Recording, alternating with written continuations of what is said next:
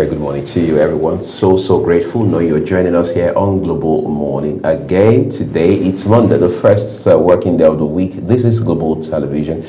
We're live in Abuja, Nigeria's capital.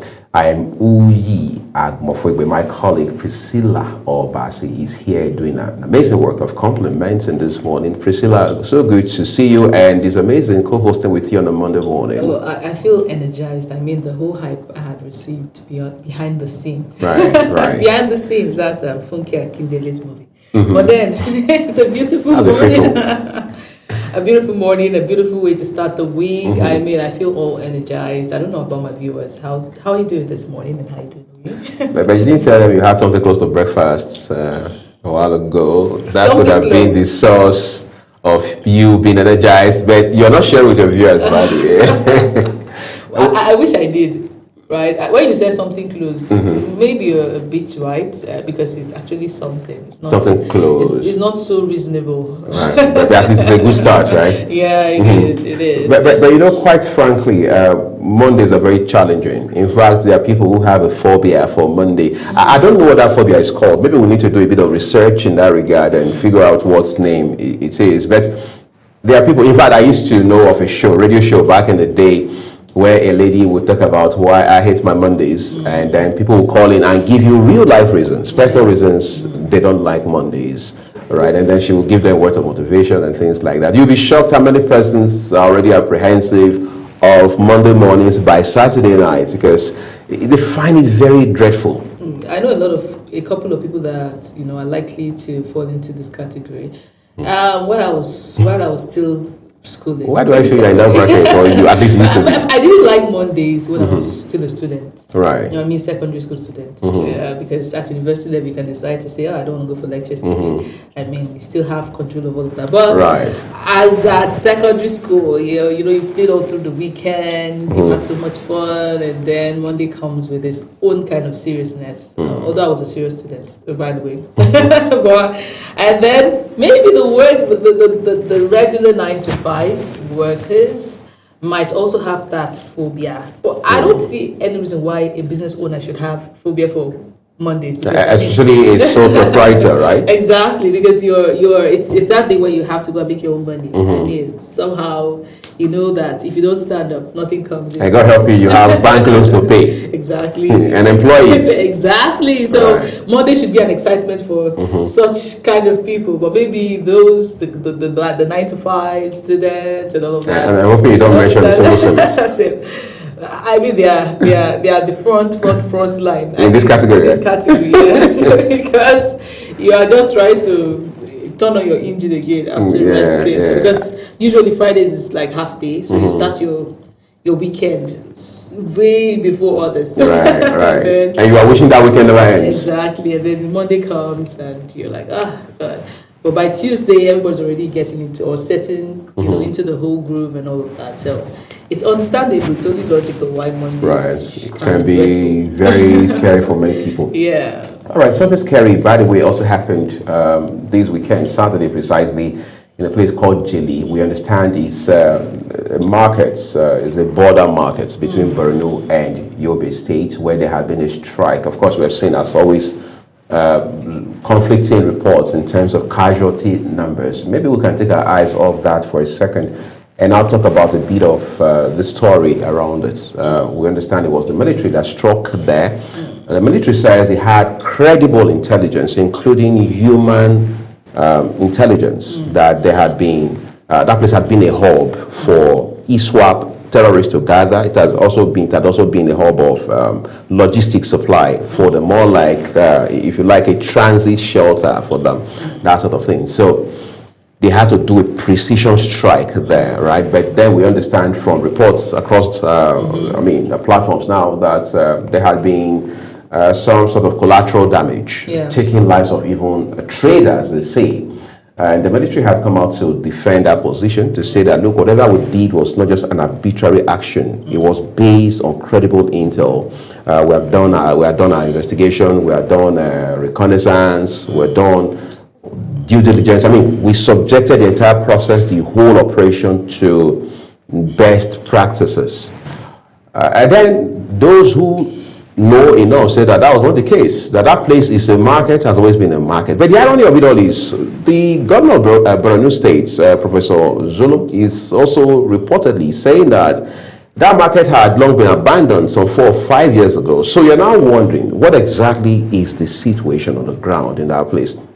What is credible about the report that we're hearing right now? But we do know, for example, that the military has also said that even the recent attacks in Borno were supported by operations, by logistics supplied from that place, including the most recent one that happened on the 9th, where we understand Brigadier General was also eliminated. So when you look at all of this, it just again shows how complex and complicated this fight against insurgency has been. Well, when I heard of that very airstrike, one thing came to my mind. I'm like, okay, if we had, I'm not trying to compare, but then, you will not see the US engage in such and have the number of casualties. I mean, innocent people. Right. So how precise was the precision? The questions, that were just coming to my mind. What is the intelligence? How do you go? I don't think we've heard of an airstrike by our Nigerian military in a very long while. So this is like, more like the first, in the rise of all the insecurity we have been saying. And the first of it is coming in this kind. I'm like, okay, do we really have the capacity? Like, it just shows how, do I say backward we are onto intelligence? Yes.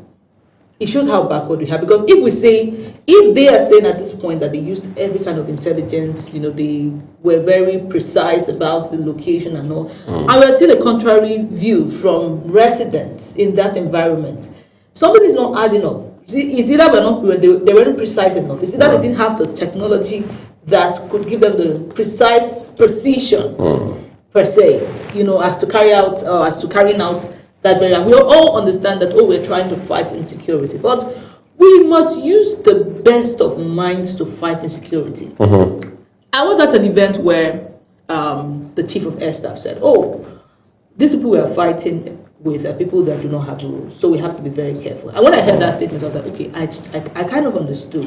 And then it just showed, the whole statement showed, just played the whole fact that, we are trying our best not to, strike the wrong victims. We're trying our best not to fight, and at the end of the day, we have innocent people, the innocent lives carried along with this whole fight. So after the whole statement, and then I'm seeing this on the internet, I'm like, okay, what happened? What changed?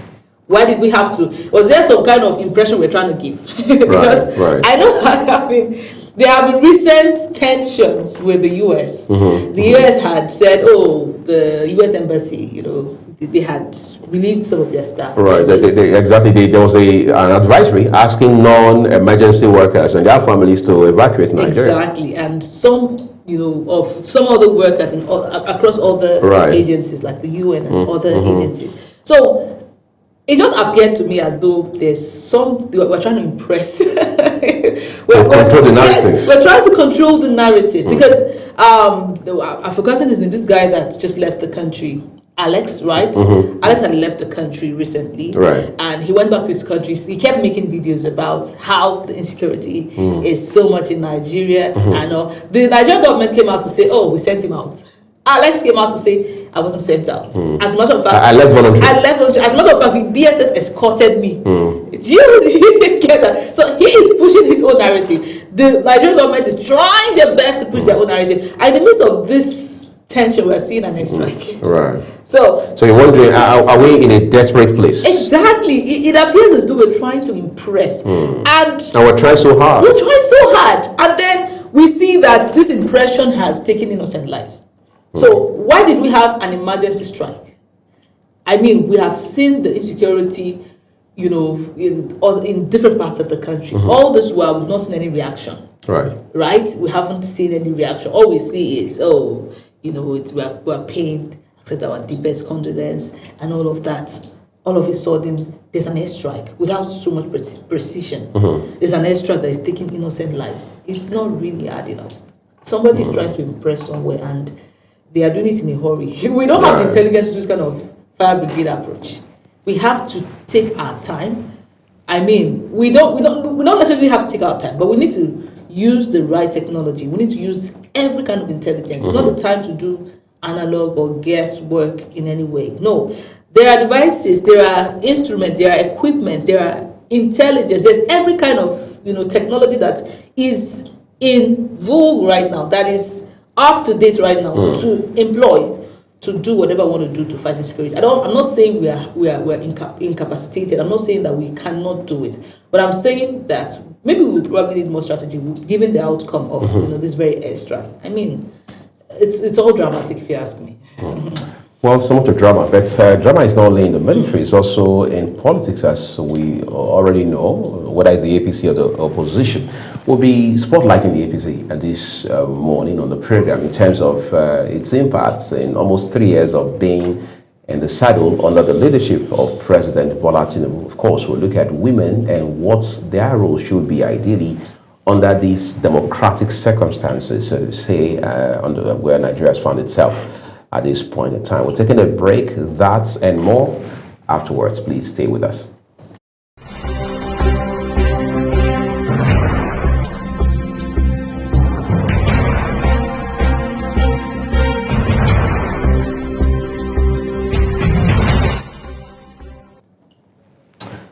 We're going to talk a little more about insecurity at this point, everyone.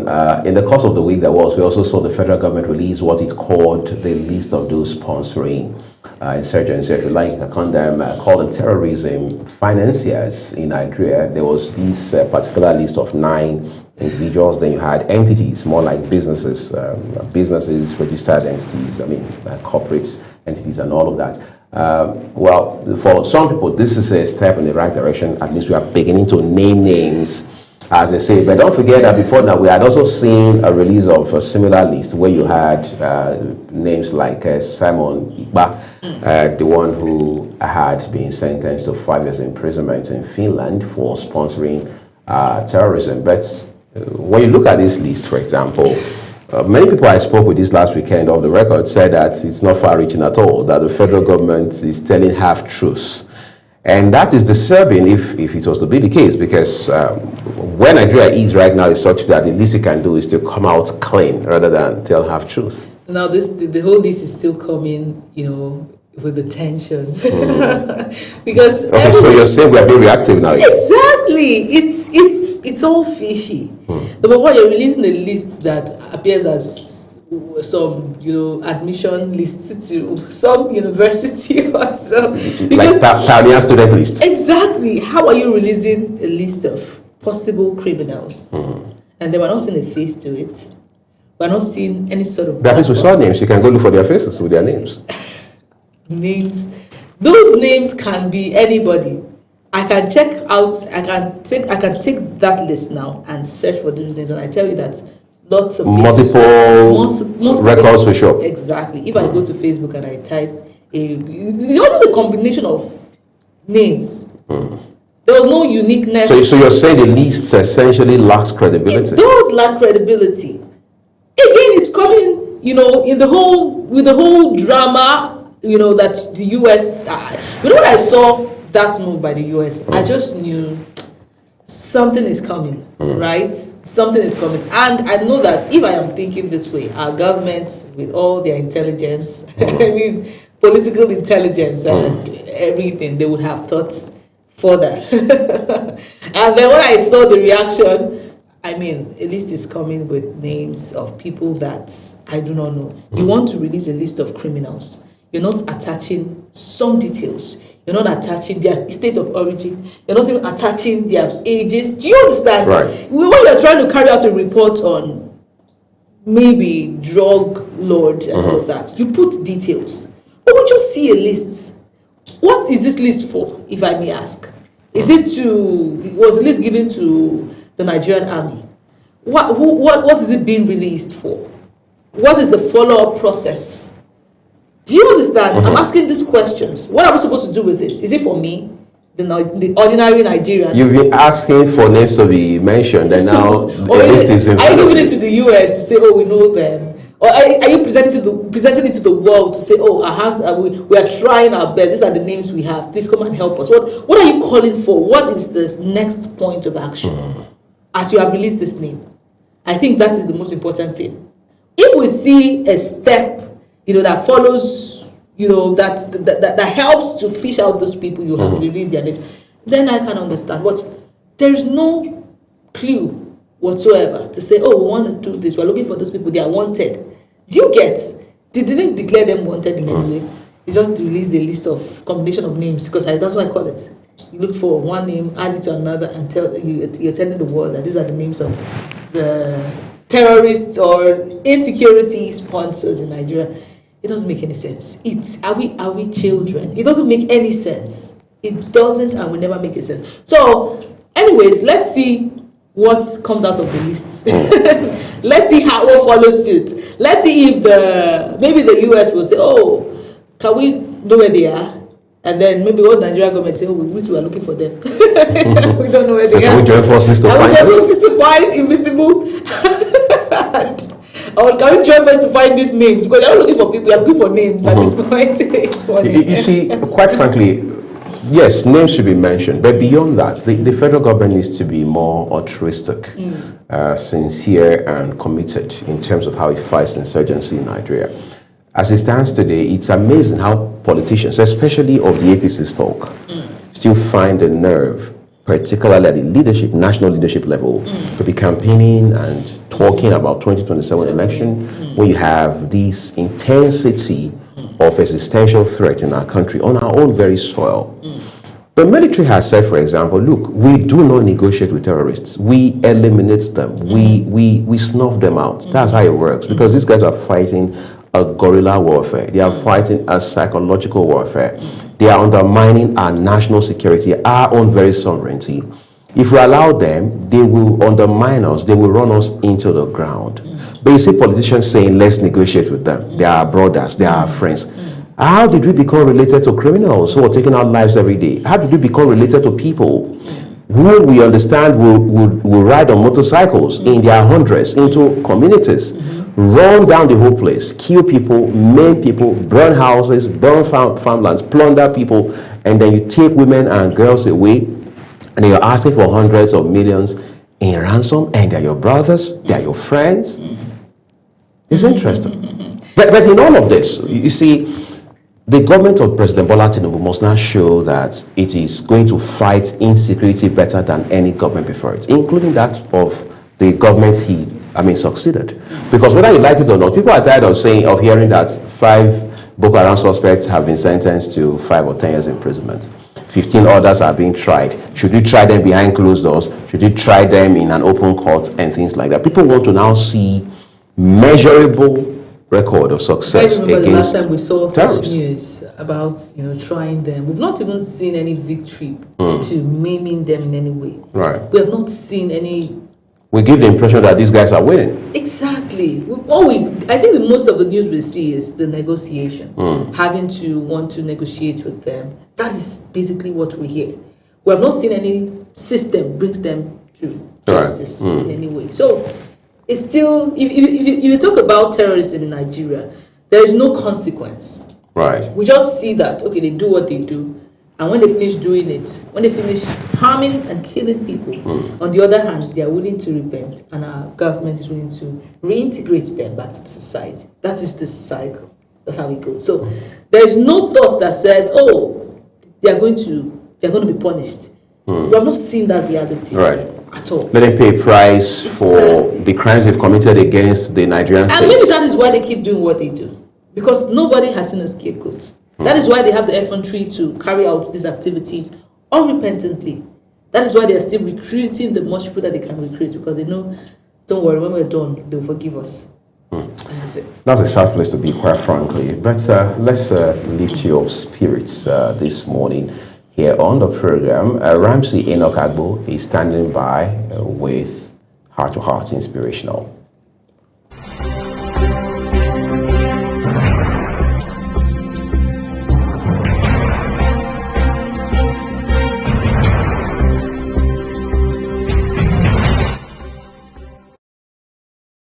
Well, my name is Ramsey Enoch, and it's good to have you join us today on Heart to Heart Inspirationals. And let's get you inspired, because we value you. You are very important. You mean so much to this generation. Do you know why? Because if anything happens to you on this journey of destiny, it means something has gone wrong with a generation, because you are a potential destiny helper. But then, what step are you taking? All right? Where are you? What are you doing? My name is Ramsey Enoch Agbo. Small steps still move forward. We love big breakthrough. A lot of people want to be big men overnight. They just wake up overnight and they want to be big men, not knowing what it takes to be a big man, to be a big woman. Breakthroughs are things that we are supposed to enjoy, but then, does it just fall from heaven? No. One thing we need to understand is that there are things we need to do to really be successful in life. How much work are you putting into yourself? We need to know that life has so much for us. The truth is this: we love big breakthrough, yeah, that's true, but we underestimate small obedience. Small obedience. And that's the reason you see a lot of people make resolutions and they don't keep to it. You see a lot of people do their to-do list for the day and they are not keeping it. Discipline and obedience to small things. You know, little foxes that destroy the vine. You may think those things are small, they don't matter. But then it makes you accelerate. It makes you move forward in life. We celebrate overnight success, but ignore daily discipline. How many people are disciplined today? Even CEOs, they are not disciplined today. A lot of people are not disciplined today. Business owners are not disciplined today. A lot of people have eaten their capitals. Yes, a lot of people. I know of people who ate their capitals. Some even went into debt. These are people that were making millions. I know. I'm not talking abstract. These are people that I know. Where are they today? What happened? Discipline. I've even walked to someone before to say, hey, come on. Do you know what? I know it's your business. I know it's your company. I know you are in charge. But then, instead of just putting your hand into the business money and taking out of it every day, place yourself on salary. Be a salary earner. Let the business pay you. Oversee it. Let it pay you. You don't just wake up without discipline. Oh, you have a need. Bam. Accountant. Yes, sign this check. No. It's not done. Discipline is very important. If you want to be successful in life, if you want to make progress in life, discipline is very important. Not just discipline alone. Obedience and discipline go hand in hand. All right. You need to be obedient. All right. And you need to be disciplined. Yet, I want to let you know that nothing great happens suddenly. It happens consistently. Consistency is key. Whatever you're doing. Okay, let me give you an instance. Why do you think anywhere you go to look for a job, whatever you want to do, people look for someone who have experience? Because the more consistent you are on a particular thing, the more professional you become. But a lot of people, because of the issue of diversification, multiple sources of income and all of that, these theories have made a lot of people not to concentrate on a particular thing, not to be consistent in doing one thing and become a professional in it. A lot of people are slaving today because they were not consistent in what they were doing. A lot of people are not employable today because of inconsistency, disobedience, and indiscipline.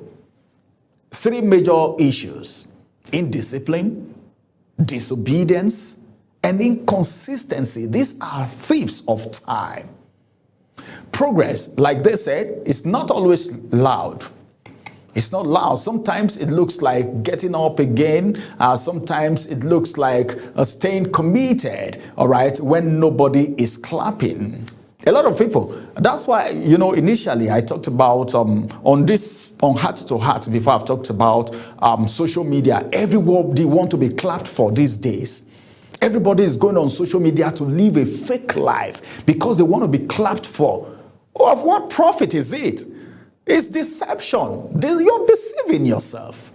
I only pity people who copy this online so-called designed people who design themselves to be what they are not. People must not clap for you all the time. Don't wait for the clapping. Don't wait for people to clap for you. Sometimes when walking towards your successful days may not require people clapping for you, or sometimes growth feels boring because when it gets, people don't like work. That's the truth. A lot of people don't like work. So sometimes when you're walking, it looks boring. You know, when you are striving to be successful in life, sometimes it looks boring because it's just like you're driving on the road and it's only you on that road. You're going, no car is coming from behind, no one is overtaking you. You're just going, only you. Sometimes it looks boring. But boring is where mastery is built. Do not despise small beginnings. Small steps compounds. Small habits accumulate. And of course, small disciplines create massive outcome. Just be consistent in it. Every expert you see today was once a beginner who refused to stop. Because so many things happen to stop them. You know, when you're starting a business from the scratch, it is very difficult. If you are not consistent, disciplined, and obedient, you run away. Yes, of course. That period, that growing, that incubation period, if you're not careful, you run away. A lot of people have run away from businesses like that. Then when other people start doing it, and during that boring moment, that lonely moment, then when they come out successful, they say, well, why did I even leave that business? Because you were not consistent, disciplined, and of course obedient to the rules of the game. Success have a rule. It has a rule. Yes, you need to abide by the rules of the game before you become successful. Breakthrough don't just happen overnight. That kind of breakthrough that you're looking for doesn't last. Yes, a dribbling tap can fill a bucket over time. Don't you know? Provided there is consistency, it's dripping. Pim, pim. All right, let me give an instance. For instance, you get to the hospital and they give someone drip, all right?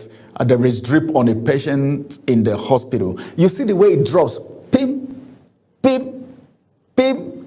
It will appear as if it's never going to get finished. But just give it a time. That drip will finish. Everything will finish into the patient's body. But it's dripping. It takes patience, all right? Not because the drops are big, but because they are consistent. It's dropping. Because of the consistency. Whatever you're doing, please ensure to be consistent. If you really want to make it, if you really want to succeed, focus on the progress, not the perfection. Celebrate effort, not just outcomes. Show up when motivation is low. You might not see. Let me tell you something. A lot of people don't celebrate upcomings. That period where you are struggling to be successful, when you're struggling to grow, a lot of people just look at the ignore. Some will not even take you serious. And that's why you need to be careful the kind of relationship you keep. I pity for people who push aside people that were with them when they were in their incubation period, when they were trying to become successful in life, the people that encourage them. Somebody may not even give you all the money, but the encouragement coming is enough.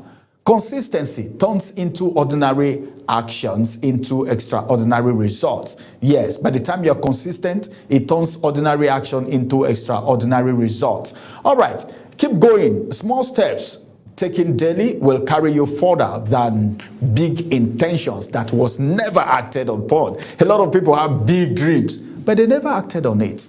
Where are they today? They are nowhere to be found. Well, you need to dream big and you need to act on the big dream, no matter how small, on a daily basis. Be consistent, be obedient, and of course, what else? Be faithful to whatever it is you're doing. Many thanks. I'll come on your way again. My name is Ramsey Enoch. Bye-bye for now.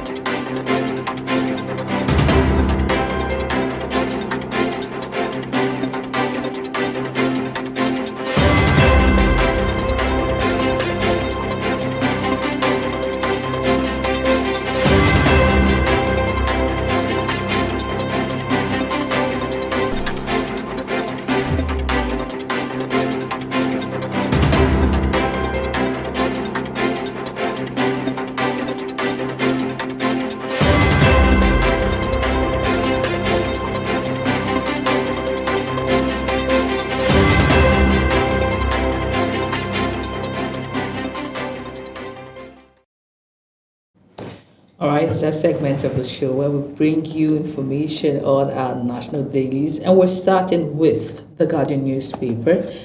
First story: in landmark ruling, Supreme Court affirms receiver limitation in Nekonde Nestl's $1.3 billion dispute.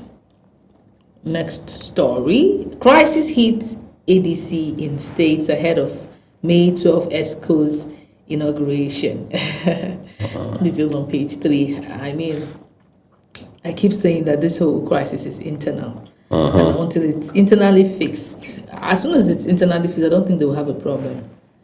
Federal government at final stage of the 2026 to 2030 development plan, finance and economy. You find out details on page 19. Tinubu adopting Abacha's approach to compromise democracy, says Tambuwal. Details on page 3. The Star story has Nigeria faces fiscal inflation strain as markets bet on $100 plus oil rally. Details on page 6. Oyo government denies alleged plan to remove Olubadan. On page 7 is where you see that detail. Falling air tariff systems, missing 2.9 billion naira, worry stakeholders, Serap. That detail is right there on page 5. Geely airstrike triggers outrage as death toll rises above 60. Military orders probe. Details on page 6. Engineers warn of earthquake threats in Lagos, Ibadan, Benin, Abeokuta. On page 7 is where you see that details. By Courtney hikes car park tariff by 169%. Cites safety concern. Details on page 5. Those are the headlines for the Guardian newspaper. Read up details to get yourself informed. Next one of call is the Daily Sun. Thank you. We'll begin with one here. I just sent the nameplate. It says $5 billion swap deal tightens Nigeria's debt knot. With the writer that tells us states still borrowing despite FARC windfall. What's the reason for such borrowing? You see, this is where fiscal responsibility issue becomes very concerning, Priscilla. We hear that there are at least 1 or 2 states that have not been borrowing or that have been able to minimize borrowing to its barest. For example, my home state of Edo, I understand, has not been borrowing. But again, we're going to have to look at the books at some point. But the long and short of the story is, if you were borrowing before fuel subsidy payments were suspended, that was virtually 3 years ago. And now there's a bump, some people call it windfall, on account of the suspension of subsidy payments, which means that every other month, subnationals, states and local governments now get far more. In some cases, we hear twice what they used to receive. Why are you still borrowing? Because you said there was a gap before now. That's why you were borrowing.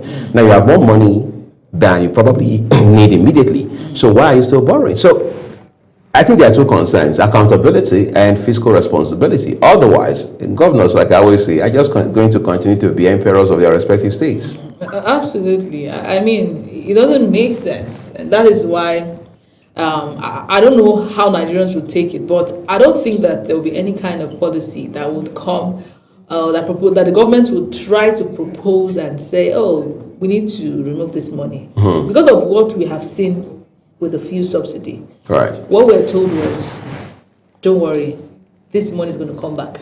But it almost looks as if we are the ones now paying for the fuel subsidy. We are paying for our government officials. The Nigerian man, the common man that is trying to see how he can survive is helping the elites. Because that's what it is. Those ones are pocketing what they can pocket. I mean, they are living well. At least they have good, they have a good pay. Right. Somehow to sustain or to fund their lifestyle. But the common man is suffering. And we're still using the same fuel. We are still paying the same electricity bill. We are still, do you understand? The basic amenities, we still pay virtually same thing, if you ask me. Yeah, so at the end of the day, I think what happened was, it was an exchange in responsibility. You guys put it on us and relieved yourself from it, which is such an irony. Such an irony. So it's a lesson. It's a lesson to Nigerians. If this whole fuel subsidy came at the point where there's so much awareness now, I mean, people would have protested against it and somehow would have been reversed. But it came at that point where we're hoping that things would change. We're hoping that, okay, the promises that came afterwards. Let's give them a try, and right now see what is happening. So it's a big lesson. Nigerians have learned from it. I don't know what a subsequent government would want to use to lure Nigerians, but we are smarter right now, knowing that you guys don't keep to your promises. We cannot hold you by your words anymore, because you guys it almost turns out to be a scam at the end of the day. Quite interesting. There's a star headline here on the front page of the Daily Sun this morning. Let's take a look at that for you. It says ADC takes survival fights to Supreme Court. Two riders there. Apex Court hears Mark's appeal tomorrow. Kano allocates 60% leadership structure to Kwankwaso, 40% to Legacy Party. Others. All right. What a sharing formula in Kano State.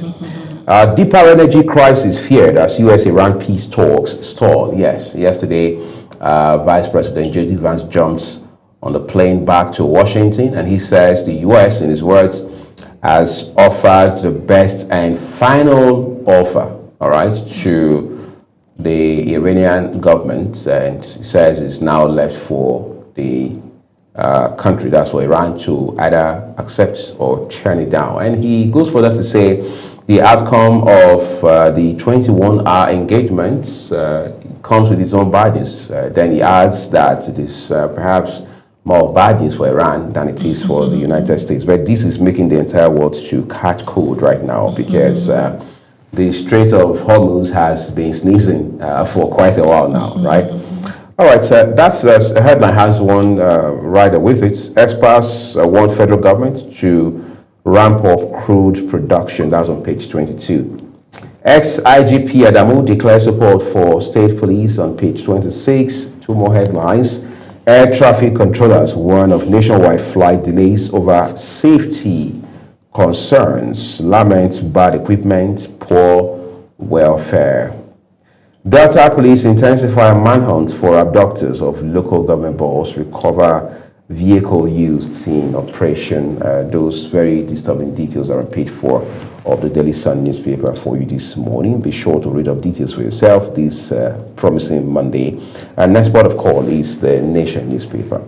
Okay, thank you very much. The Nation newspaper has the first story above the nameplate.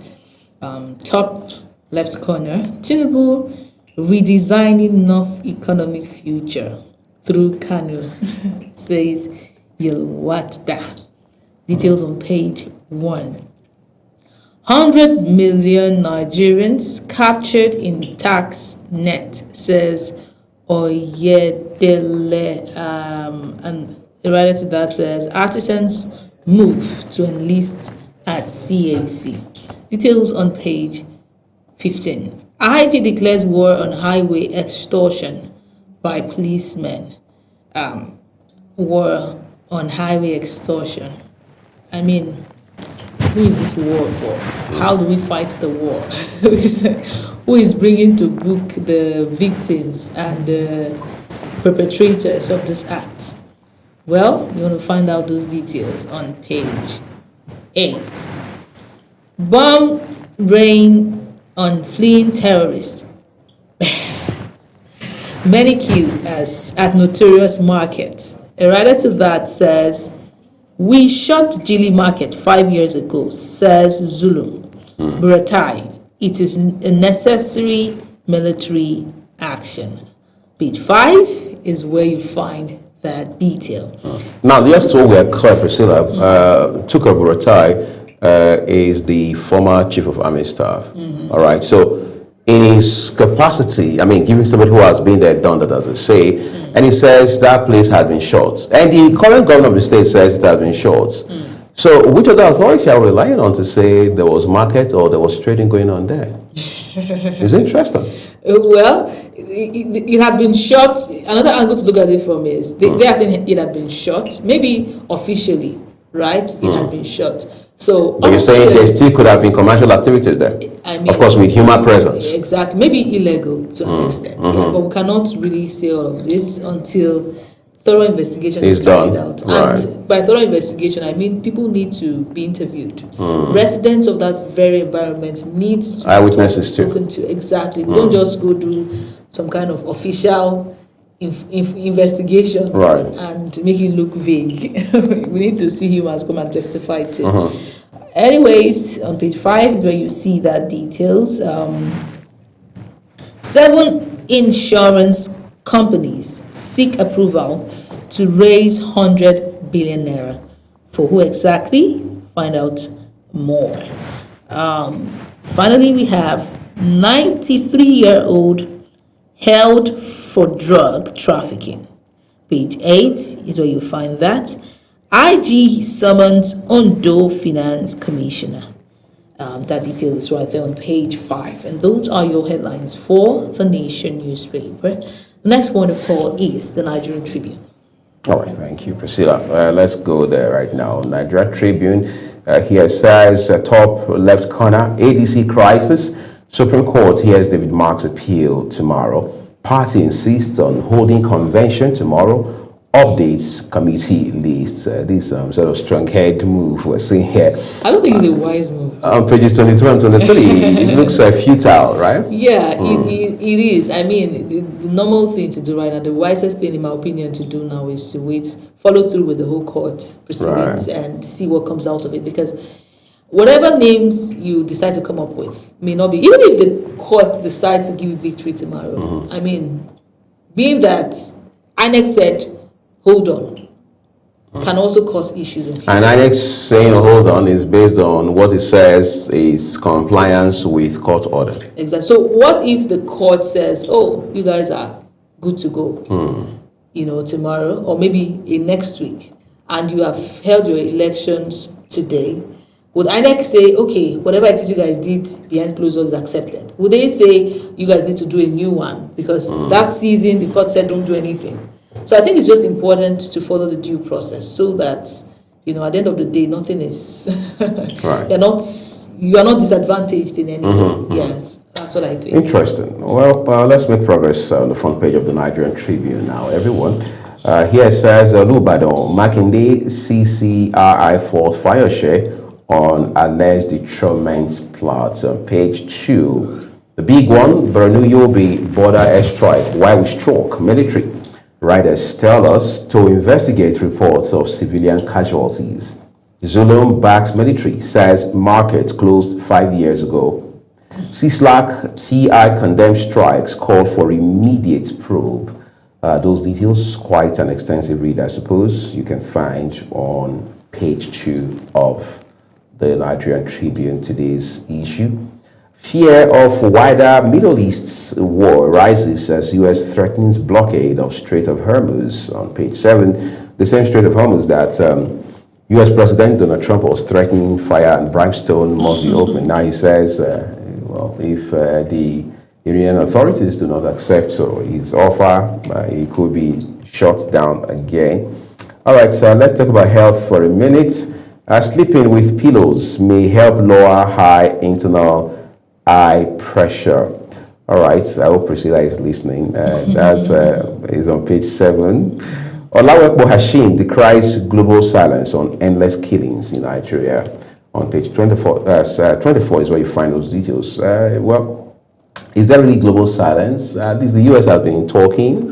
We have seen the United Kingdom and France say that, look, we are ready to support Nigeria through this process, help Nigeria fight insecurity. But the man must have context for this conversation, which is on page 24 of the Nigerian Tribune today.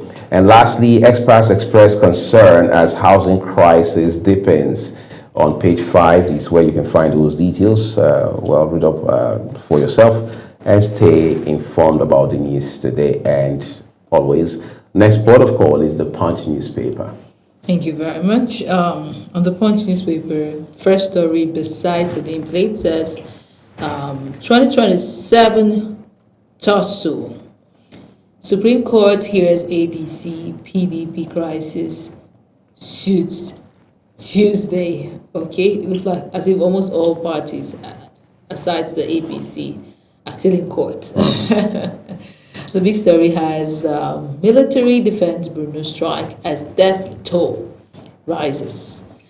Some others to that. Airstrike sites a terrorist enclave. Army Bruno government insists. Yobe Sema says some victims were traders. Ex-COAS, Justice Chief of Army Staff Buratai, defends military action as Atiku amnesty condemns killing. Zulum warns residents against aiding terrorists. Yobe councillor claims 200 dead. 200. That's a whooping Number, right. Over 40 hospitalized. So it appears as though the Borno State governor is saying, oh, we are with the military. I mean, we had shut it down. Why are you guys still trading Just there? trading there, right? You got yourselves in harm's way. But then again, I mean, it was not an area that was marked as no entry. So you're shutting it down. Does it mean you said this is a... Yes, was access, was it restricted? Restricted, exactly. Were there measures in place to ensure nobody got back there to do business or to violate the directive that had been given? Exactly. And do you say people should not even do... Was it a no-go zone for people not to even, pass or, maybe walk past it? Walk past it. So those are the things to consider. When you say it was closed, it might not necessarily mean that people were not allowed to pass through that access, right? So it's still a complex situation, if you ask me. Next story, 2027, ADC mobilizes 3,000 delegates for Abuja Convention. Details on page 6. Navy seizes 2 vessels with stolen crude. Details on page 5. Makinde Ladoja fault Fayose over alleged dethronement plot. Details on page 8. Historic moment in the U.S. as Charles Omiyale becomes Knight of the Anglican Communion. Congratulations to him. Those are your headlines for the Punch newspaper. Next point of call is the New Telegraph. Thank you, Priscilla. Let's go take a look at the New Telegraph for you now. Here, for big one, well, not the big one just yet, it's above the name mast, says that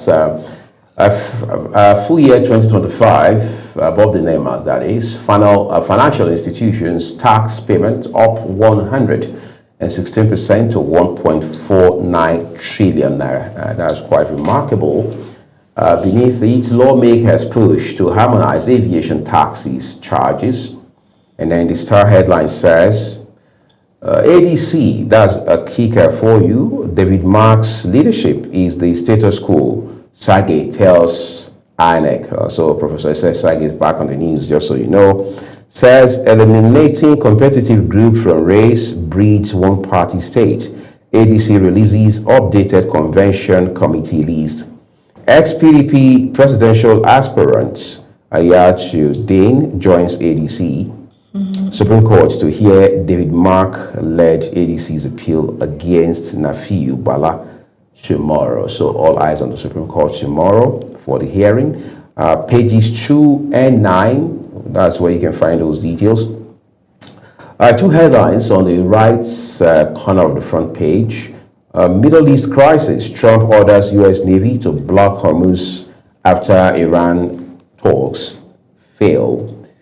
Sarap urges Tinubu to probe alleged 2.9 billion naira fraud in NIGCOMSAT and NRA. That's the Nigerian Nuclear Regulatory Agency. Over 50 feared dead as Nigerian Air Force airstrike hits Borno Yobe border markets. Terrorism, U.S. hails federal government over convictions of 386 Islamist militants on pages 4 and 5. And lastly, Poor neighborhoods may be speeding up your biological clock study. Or poor neighborhood. So let's choose what we leave. Maybe Priscilla will now move to eyebrow. Is it Meisama or Sokoro? The options are in front of you, so it's your peak now. I'll reserve my comments. Well, those are your headlines from the New Telegraph this morning. Let's go look at our last paper, which happens to be the Daily Trust. Okay, on the Daily Trust, let's go straight to the Star story that says NAF jet kills over 200 civilians. So completing numbers is something that is still concerning for me. You're hearing 40 in one paper, you're hearing above 40, and then you're seeing 200. 200. So you're wondering which is which? I'm telling you. Geely Market closed 5 years ago, and that's coming from soon. Okay, it appears to be a war, a tussle against civilians versus the government. Right. Of course, we know who wins.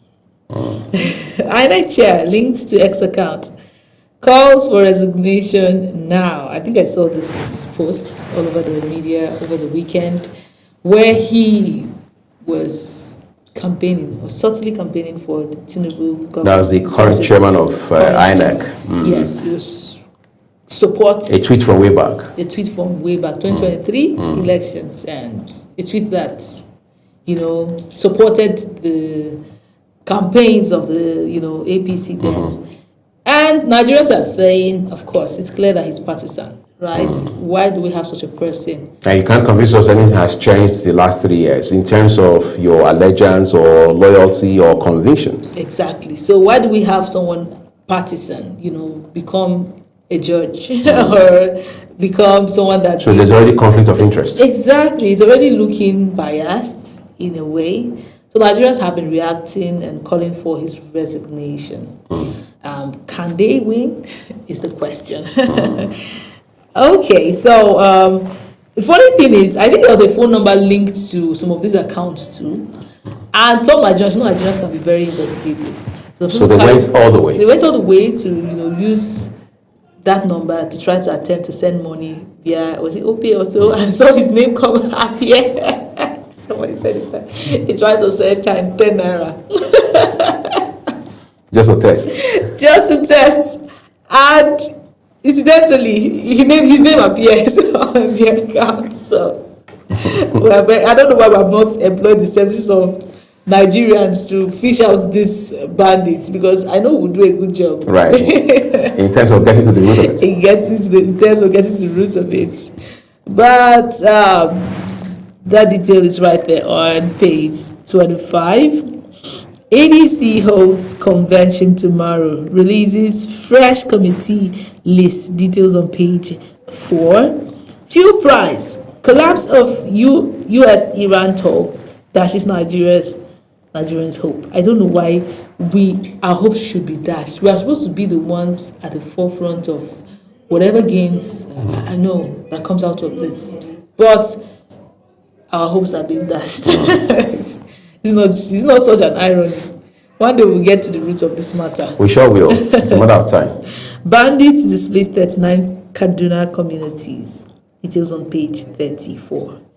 Again, another sad one. But those are your details or headlines for the Daily Trust. Well, this is what we'll call it a wrap on the newspaper review segment of the program this morning. We do hope you read up details for yourself. The whole idea is to motivate you long and hard enough to read the news, all right, and stay ahead of fake news and misinformation as well. But we'd like to remind you, as always, that Global Television, as a broadcast media entity, or the team here on Global Morning, does not in any way contribute to these headlines or their details. All we do for you is bring you the headlines exactly as published by the respective publishers. We'll take a break now shortly. Ogochukwu Mopona will be here with some gossip. Well, she will be presenting the next segment, which is Social Pass.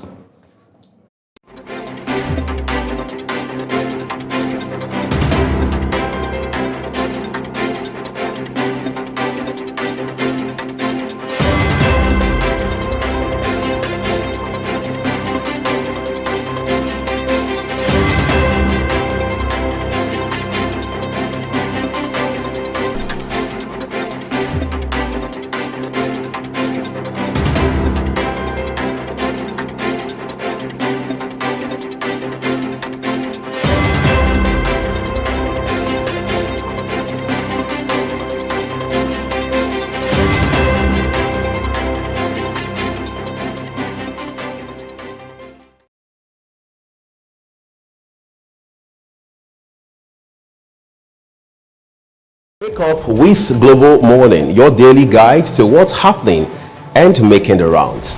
We delve into headlines, newspaper reviews, spot-on analysis, policies, current events, real talk, real issues that affect us all. From the latest trends to the debates, every topic, every angle, Global Morning is where it all starts.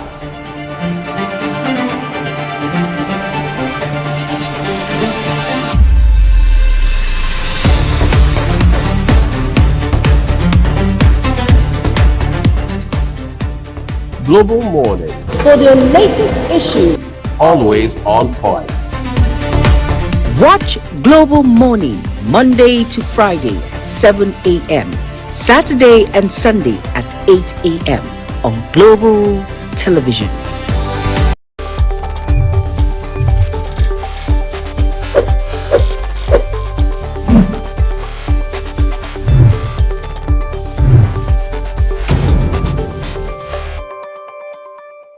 At Wichtech Cables, we don't just make cables, we deliver excellence. Our products are built with advanced technology, trusted for their unmatched quality and durability. With a wide range of cables, swift delivery, and continuous innovation, we stay ahead of the market demand. We are proudly Nigerian, fully indigenous, yet world-class. Backed by a professional team, strong technical support, and a deep commitment to customer satisfaction. Wichtech Cables is more than a brand, it's a promise. Wichtech Cables, quality cables better than the best.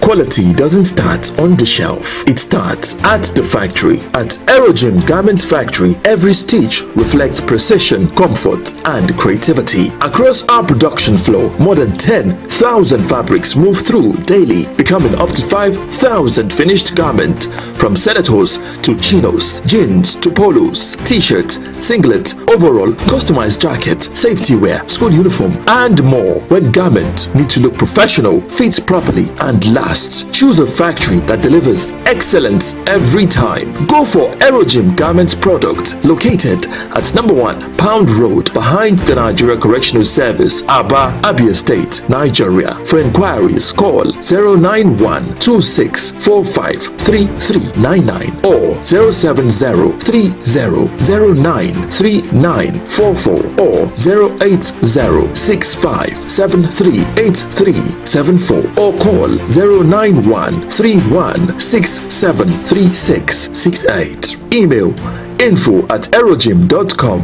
Website www.aerogymdesign.com. Aerogym, where excellence crafted for confidence.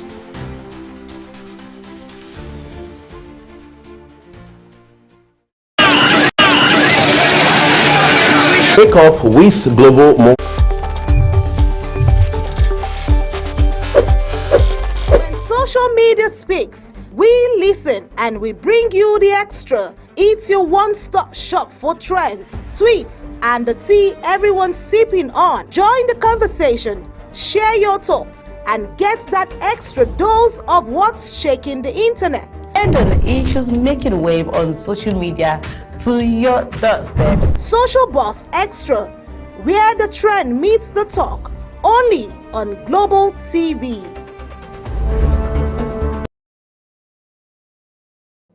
Good morning, Nigerians and viewers around the world. Let's look at buzzing issues on social media. Today, we're looking at police in Lagos have arrested a suspect linked to a shocking robbery incident disguised as a job interview. The incident reportedly took place in the Magodo area where unsuspecting job seekers were lured to a venue under the pretense of a recruitment exercise. One of the victims, who shared her experience online, said the setup appeared credible, from the hotel location to the organized environment and even complimentary food. Nothing initially raised suspicion. However, the situation took a dramatic turn when the supposed interviewers asked all applicants to step outside briefly. Upon their return, the victims discovered that their belongings, including phones, cash, and other valuables, had been stolen. Let's take a look at that very short clip. My bag, go. Yes, your phone. My bag. I guess it's here. You don't know. You don't know. Say it here. You don't know that it's there. Oh no, yeah. Wahala today, oh. They don't kidnap us. They don't know us. Come collect our phone. They don't carry our phone, our money, oh. They don't carry our phone, our money, oh. See, Hey, this is when, oh. They don't carry our phone, carry our money, oh.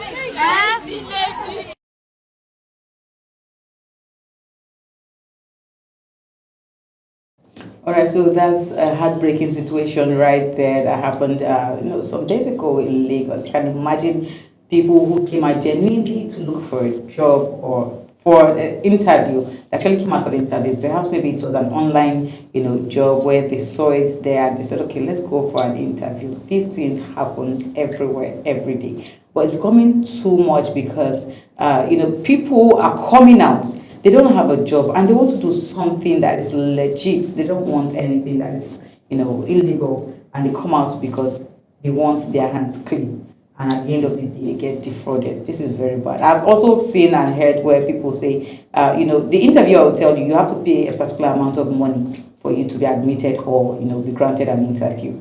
These are ways these people get to, scam a lot of persons. This is another form of Ponzi. Well, let's take some comments from social media as regards this. And the first comment is coming from Officer Marshall. And Official says, a lot of people are missing and some buy over fake job offers.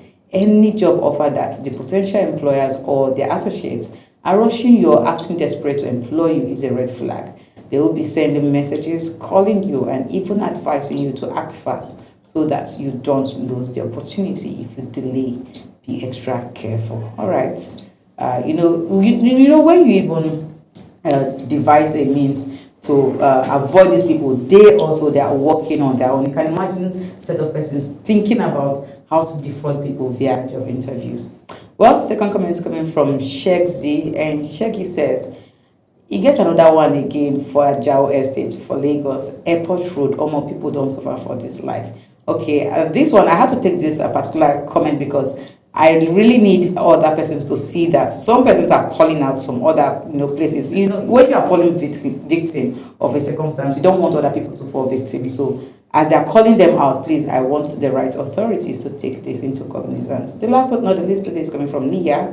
And Nia says, my mom once fell for this. It's so heartbreaking. It is indeed heartbreaking. Well, I'm not alone today in the studio. I have with me Priscilla Obasi. Good morning, Priscilla. Good morning, Ogochukwu. So we're talking about scam when it comes to job interview.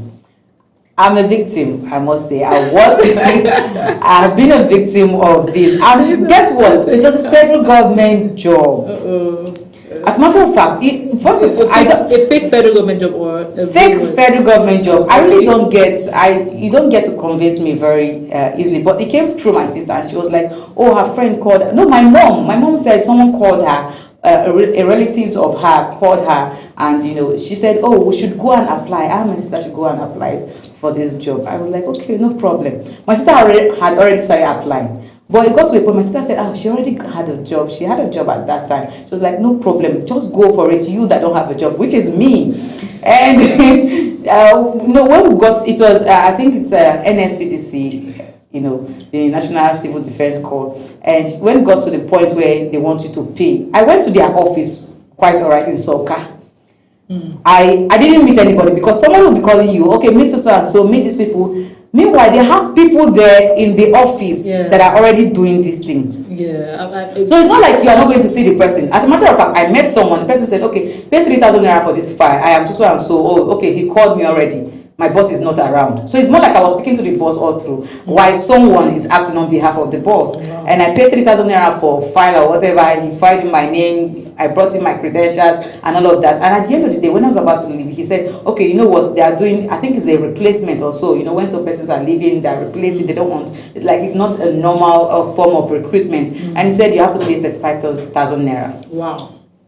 Immediately I got where do I have the money? I'm jobless. I was jobless at the time, so I didn't have the money to pay. So immediately I called my mom. I said, this person is asking me to pay so and so. Although I did not meet the boss we've been talking to, but we met someone that, introduced, he said the boss asked him to meet with me and all of that. And my mom was like, oh, okay, 35,000 naira. Okay, she looked for a way to send the money, and she did.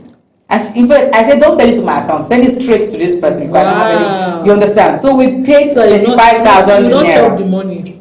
35,000 naira. Are you serious? You know what? When I left there, he said, okay, on Monday come back, the boss should be around. That was on Thursday. On Monday I came back. I could not reach the guy.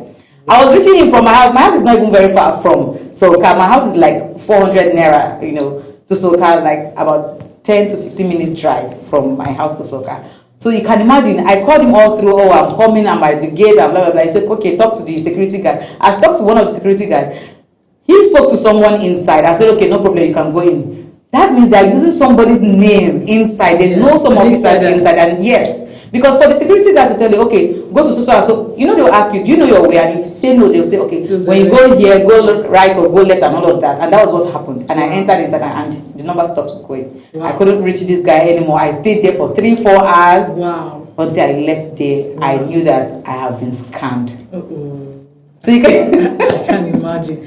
So Priscilla, this thing is really heartbreaking. I still remember everything that happened, back to back. It's really heartbreaking. Well, Nigerians need to be more vigilant. I mean, I have almost fallen victim at with something like this. What happened to me then was I was in the market. Somebody approached me like, there are these people that are recruiting. Would you like to? I'm like, it was already sounding fishy. Wasn't adding up for me. But I said, okay, she just gave me their numbers, and then she kept following me up. There was just so much desperation in the way she was following me up. I was like, this is not normal.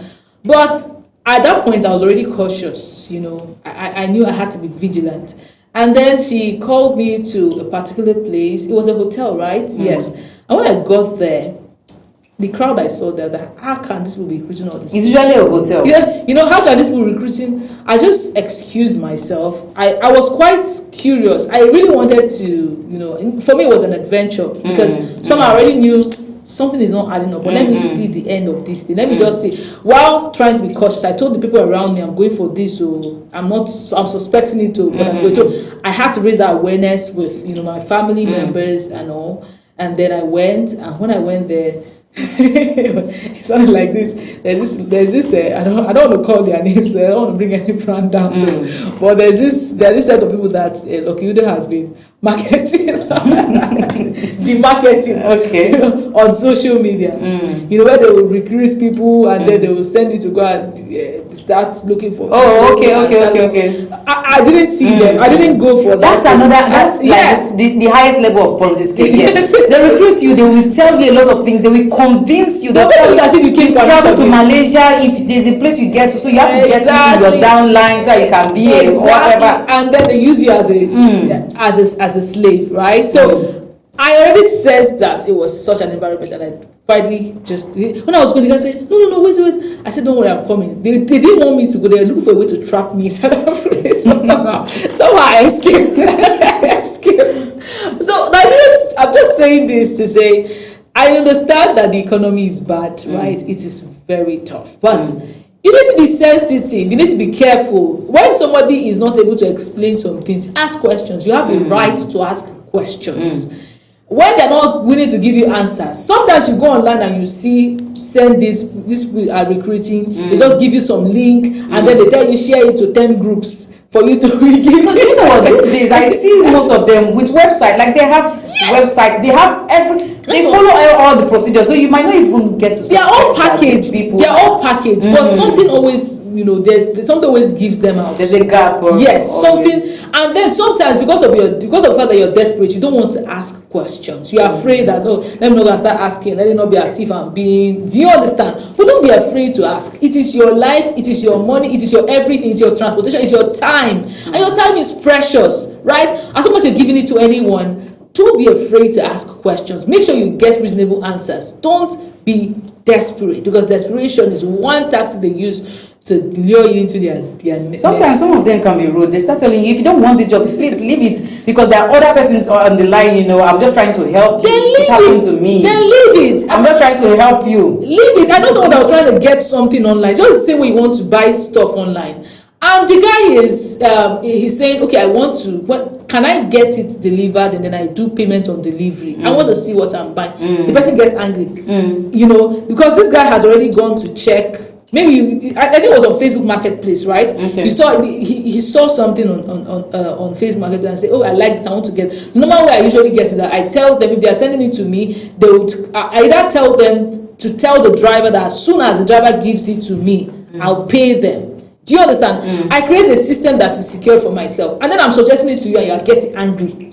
Why are you getting angry? There's some things that don't call for anger, because I've dealt this way with some other persons. I personally find a problem with it. The moment that someone starts getting angry unnecessarily about a thing, it shouldn't make you feel like the victim. You're not the victim. No, you are the victim. Don't give yourself out. That's what I'm trying to say.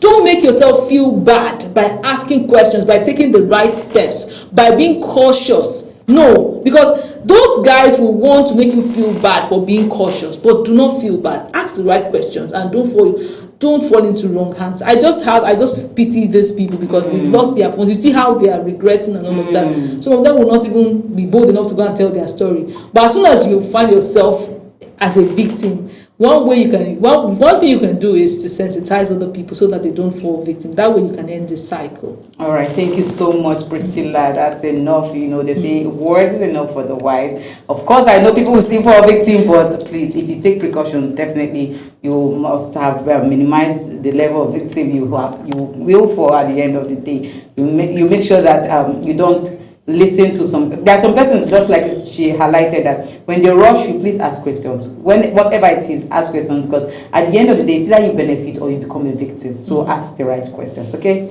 All right, in a statement released on April 12th, which was just yesterday, the Lagos State Police Command confirmed the incident and announced that a suspect has been arrested with investigations ongoing. Well, thank God for that. Hopefully they get to recover these valuables, their phones and other things that was stolen from them. Well, this is the size of Social Pulse today on Global Morning. I am Ogochukwu Mobuna, and good morning once again, Nigeria and the rest of the world. Uyi and Priscilla will be bringing us into the discussion section of Global Morning. Bye for now. When social media speaks, we listen and we bring you the extra. It's your one-stop shop for trends, tweets, and the tea everyone's sipping on. Join the conversation, share your thoughts, and get that extra dose of what's shaking the internet. And on the issues making wave on social media to your doorstep. Social Boss Extra, where the trend meets the talk, only on Global TV. Wake up with Global Morning, your daily guide to what's happening and making the rounds. We delve into headlines, newspaper reviews, spot-on analysis, policies, current events, real talk, real issues that affect us all. From the latest trends to the debate, every topic, every angle, Global Morning is where it all starts.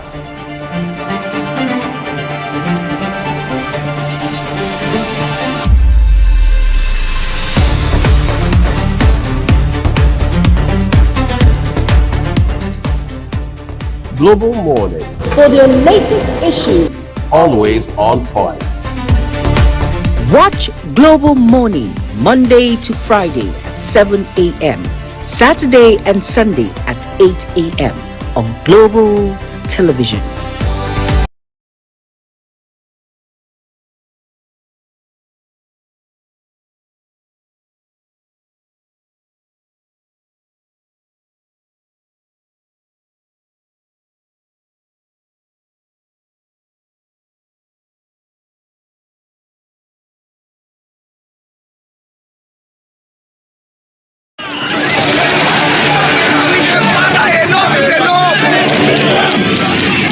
In an age of breaking news, you need a trusted source that prioritizes accurate, factual, and unbiased reporting.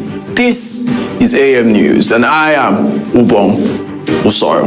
On global television, our news is rooted in verified and authoritative storytelling that keeps you educated, informed, and enlightened on all the issues that matter to you.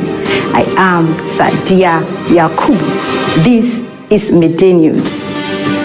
You can trust our multi-platform news broadcast real-time and fast-check stories for all the big local and foreign headlines round the clock. I am Ramsey Enoch Agbo. This is News Express. Our array of anchors delivers the news to our teeming viewers, breaking it down with context and perspective. This is News Cycle on Global Television. I am Anieti Patrick. And the flagship news is your hub for the day's most engaging stories. This is News Prime, and I am Jumai Manson. Did you miss any of our news rounds? No worries. Catch up at 10 p.m. and midnight, 7 days of the week. I am Mukhtar Kasim. Global TV is on DSTV channel 365 and Star Times channel 276. We're active across all social media platforms at Global TV NG. Global TV News, accurate and unbiased. I'm Uyi Agmofwebe.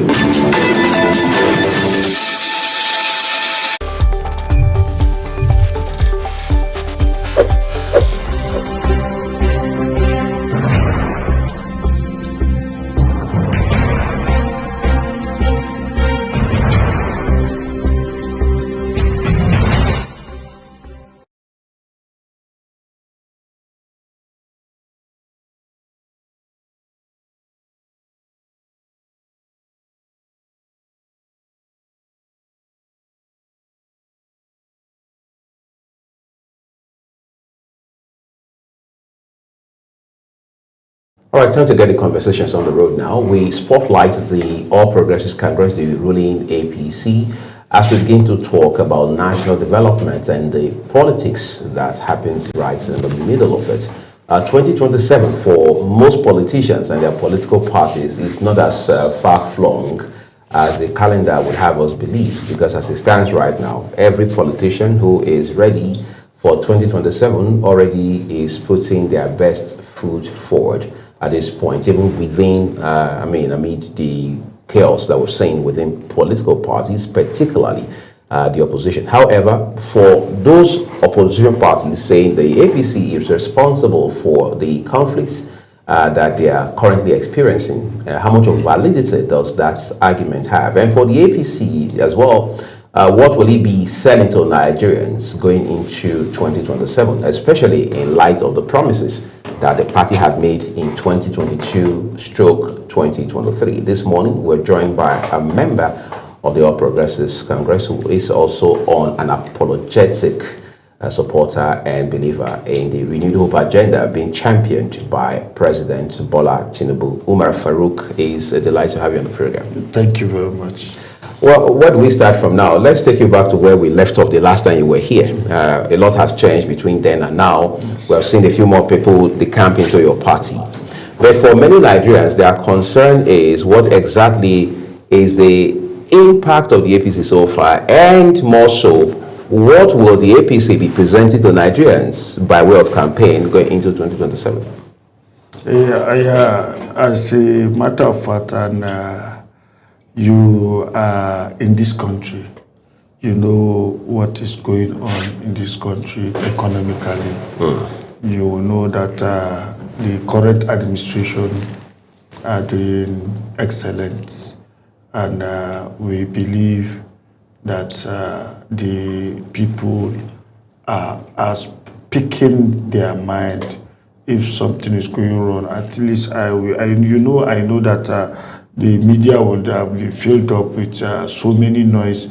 Aswaji is not doing this, the government is not doing this. But we give glory to Almighty God. Everything is going according to what is done. I'm curious, are you guys intentionally living in denial? I mean, the media has been filled with everything that is also not going well. It almost appears as though you guys have some kind of meeting before you come to media houses. No, we don't have any meetings. Or WhatsApp group. Exactly. The issue is that you see, to reinforce some kind of narrative. No, there's nothing like we are enforcing some narrative. So how do you say the media is not filled with whatever it is that is going wrong with this administration? No, there's nothing going on in this administration, because let's be sincere, when it comes to security, Mr. President is doing very well. And we still have people lose their lives on a daily. Where? With all the banditry attacks. The banditry has started since Yar'Adua regime. Okay, so what has it so now even the last administration Buhari regime, there's no country on earth that you eradicate total insecurity in this world. The issue is that we are managing and we are putting more men on ground, we are putting more capacity, we are putting more force to see how we can curtail all those menaces that the people that are disturbing the country, the people that are scattering, trying to see how the country will not move forward. What is the result? What is the progress we have been able to record? You see, I mean, we had the likes of President Bola Ahmed Tinubu in previous administration come out to protest. He was one of the people that came out to call previous administration. And when people say, I want to rule, I want to become president, they are saying, I want to be the one to end it. And then they come into power and almost appear clueless, and they start to blame. When you look at 2022, 2021, even 2023, if you look at the security architecture of the country, between me and you know that everything has been shut down. Now you can go to Kaduna by road. From Abuja to Kaduna, there's no anybody that is going to kidnap you. You will not be scared. Even last week, I was on my way to Kaduna. I was telling some people that 3 years ago or 4 years ago, I'm afraid to pass this road because the rate of kidnapping in Abuja-Kaduna Expressway is high. Now, when you talk of Zamfara today, Zamfara is a little bit safe because the security infrastructure has taken charge of that environment. We cannot deny that in Maiduguri there is small light up of what? Yes, small, because as of then, some people cannot stay in their local government. Some people cannot leave. Businesses is going out of Maiduguri, but now people are going. Even the people that they call themselves anti-government. They didn't go there and be doing, because of one small light out, they went there and be showing themselves that, can we intervene here? If there's war, if there's real Boko Haram, nobody will go there. Nobody will live there. And the government are putting the necessary infrastructure, necessary apparatus to see how they can end this shit. So we're talking about people's lives that have been lost. And we're not talking 1, 2, 3, we're talking hundreds. No, you can't tell me there's 100 people that lost their lives. But just for perspective to add to what I say. You can't tell me that. Because when we talk about the overall situation in Nigeria, now you are talking about overall situation in Nigeria. Look at the recent incident that happened in Jos, for example, and how the whole thing, came about. We had the president visit Jos after the incident happened. One of his promises to the people of Jos was, this will not happen again. Just few days after his departure from that state, we saw another incident. I don't think the media has even been able to capture significantly the reality of the situations. Maybe what we get to see is basically those that are in urban centers to an extent that do not have, that are able to even report.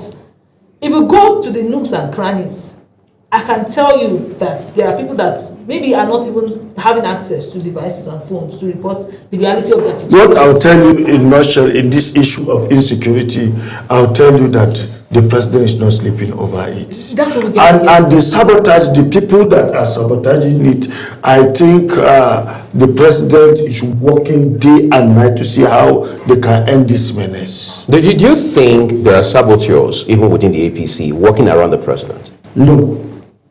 So all of these are from outside of the APC? They are outside. So when people come out to complain about this very government, one of the things that I hear in defense is it is not president. In defense? Yes, in the defense. From the same APC, it is the people that are with him. It is not president. No. He doesn't have the right people with him. We've heard that before. No. Right? You know, this issue of insecurity, let me put it in this form. Let me put it in this form. Okay. The issue of insecurity, when you go to Lagos, Ogun State, Ekiti, Abeokuta, all this southern part of the country, you will not hear issue of insecurity, banditry, and people. How about Kwara State? Kwara State is not central.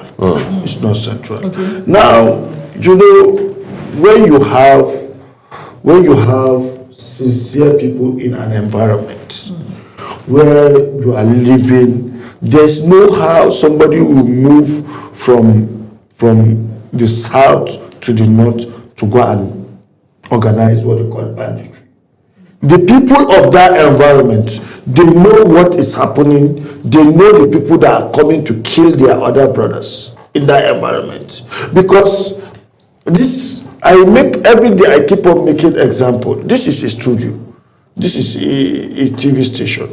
If there's no anybody that give information about this studio, nobody will know what is happening in this studio. 12 of us. So now there are people that are giving information within that particular environment where you see those activities taking place. So now, as the chief of the village, I have my ears on the ground that people are coming to come and attack my people, and I will change my people with resources, which is wrong. So you're saying the chiefs of the villages are the ones responsible? Yes, the people of that environment are involved in this business. Yes, they are involved in this business of insecurity. So now, look at Kano State. Have you ever heard that there's insecurity in Kano? The answer is no. What is Kano State doing differently from other states in the north? The issue is that did it allow the bandit or the terrorists to come and to get access of Kano State? Look at how Kano is big and the population of Kano State, the landmarks, the economic what do you call it, progress in Kano State. But you at least hear bandits in Kano. Look at Bauchi, for example. Look at Gombe. Why are we not talking? Why is it a selected places where people allow people to come and destroy lives and properties, which is very wrong? Now in Kano, let me give you one example. You see, in Kano, we know our neighbors. If we see a different face, we point him. Where is this person coming from? Who is he? Before you know what will happen, they will arrest him within the people in the street or in a very small particular environment. They will just go and call security. We don't know who is this person. Or he came to social person's place, then they will now make search. Who is this person coming to see? If it is a terrorist, we fish him out. Why? So that is why I'm giving you this simple example. Now the issue of Plateau, it's not an outsider that are coming to attack the people in the village. There's people within that are giving information, selling ideas how to attack this place for their own personal interest. Before the security reacts, they could have left, which is very wrong. Now, my confusion is the fact that, okay, I kind of understand where you're driving at, right? But at the end of the day, we have a president. He's the commander-in-chief of the armed forces. Yes. Right. We cannot have a president that is supposed to protect the lives of Nigerians. I mean, we can argue and say the chiefs of these villages are the ones permitting this. Let me tell you, you guys, everything should not be boiling down on the president. Look, let me tell you, there's security. Let me tell you something. There's security architecture. Okay. Then we have Minister of Defense. Okay. We have appointed by the president. Yes, yes, and he's a former chief of defense. We have the service chiefs appointed by the president. We have the national security advisors, all appointed by the president. Now the national security advisor come from where? From the north. Yes. From Adamawa. The Minister of Defense come from where? From the north, from Kaduna. The Minister of State Defense come from where? Zamfara. Now, is the president fair enough for the northerners, that are people that are shouting that there's insecurity in their land? Secure your environment. Secure your environment. You cannot be pointing it to the president. Look, let me tell you something. The president is doing all his best to see how life and properties are going to be secured in this country. And he has given all the equipment to Nigeria military and to Nigeria armed forces to see how they can end this thing. And you cannot end insecurity that lasts for almost 15 years in just 1 year or 2 years. Because, listen to me, because there must be a process that this thing is going to end. Because we cannot just say that this process, you can't just build a mansion in a day and tomorrow in 10 years, and you just want to destroy it in just 1 week or 2 days. You can't actually. If you use a bulldozer, you destroy it. No, if you build a very big mansion with iron rod, you will take time before you destroy it. You understand? If you destroy it, if you want to build another one, it will take time before you build another one. So the president is taking his time to see how he can end this menace of insecurity. So now, if you go, the rate of bombing in Maiduguri has reduced to before every week. Sometimes every day you'll be hearing 200 people, 300 people, 400 people, 500. These are lives. But to be sincere, I always say it. You can't attack me. You can't attack my constituency or my village without people that are giving information. For example, in Kano State, we have 44 local governments. Having battled with Jigawa, having battled with Katsina, having battled, but those things can happen anywhere, but you can't hear Kano Jigawa. You can go to Katsina and do your rubbish. You can go to Zamfara and do your rubbish. But you can't hear it in Kano and Jigawa. Why? Because they are protect their own territory. Now, can we give the president a kudos that is doing all his best to see how the government can secure life and properties? We have, for example, we have a governor in a state which is the chief security officer of that state. What are they doing? Did you hear any banditry in Kebbi State? The answer is no.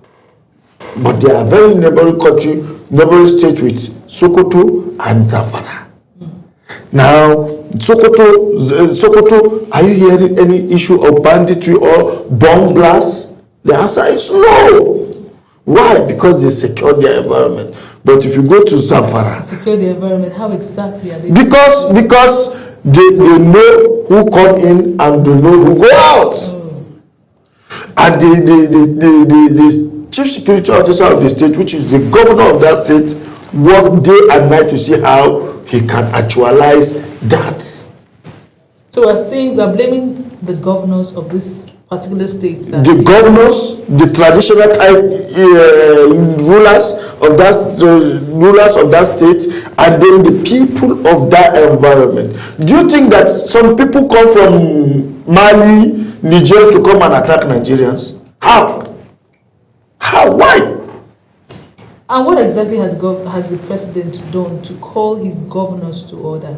Because whether we like it or not, now this issue of insecurity, we have very high insecurity in Zamfara and Katsina before. Now, to be sincere, that's in the northwest. Yes, in the northwest. To be sincere, has it reduced or it has increased? Well, we can see it has reduced. Thank you very much. Now, the issue of Maiduguri. Now, Maiduguri, Borno State, we have high level of insecurity before. To be sincere to the government, has it reduced or it has increased? It depends on what we want to call reduction. But I also want to ask you, because your commentary, the last 7 minutes, appears to support a statement credited to the Chief of Defense Staff, who said that, look, the bulk of the guys, the criminals who are responsible for the insecurity in Borno and the entire northeast, they are concentrated between Borno and Yobe states. He said that categorically. Very correct. We have it on tape. Is that your position? Do you think that was valid? Yes, because there's no, look, the people of Maiduguri and Yobe, they know those people that are causing those harms, those people that are putting those bombs. They are their children. Look, let me tell you something. I can't travel to Katsina, or let's say I can't travel to Sokoto without any information that this is what I should do. And put a bomb, and I'll just travel to Katsina or Sokoto just like that to go and put a bomb that destroy life. The answer is no. But if there is security, if I'm coming, or the people of that environment did not give me opportunity to operate, automatically I cannot do anything. Right. So the people, the children, the youth of that environment, the people of that environment, the people living in that environment, they know the people that are doing it. Why can't they fish them out to the government or to the security agency so that they can be arrested? So some people will come and throw bomb and run to this house, from this house. They will look for him. They will not see him to the next house. They are their children. They are killing themselves around, which is wrong.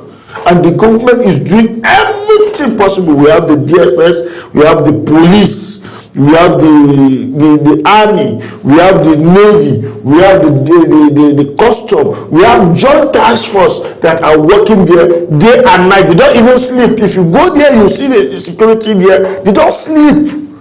They don't sleep. Every 2 hours, somebody is holding gun, facing the bush, facing here. When you go to that place, you pity the security architecture of this country because they are doing their best, having sleepless nights and some useless charlatan, non-entities trying to see how they can sabotage the government, which is very wrong. Okay, let's just move away from insecurity and talk about the economic reality, right? Yeah, we can say, you can come out to say, oh, this parent administration is doing well because you're an APC member. I mean, forget about APC. Am I not in Nigeria? Am I not buying the same fuel in the same filling station where people are buying? Exactly. But then, I mean, maybe you have some extra kind of, allocation and funding. I don't know. That is not a reality to the common man, the ordinary Nigerian. But if you go to the street and maybe do a street check, you'll find out that people are complaining about hunger, complaining about scarcity of funds. Some people do not have. Somebody reached out to me recently and I was so shocked to ask for money. I'm like, has it gotten to this point? Everybody has their DMs full of messages, crying for help from Nigerians. And you say this parent administration is, you're attributing some kind of credit.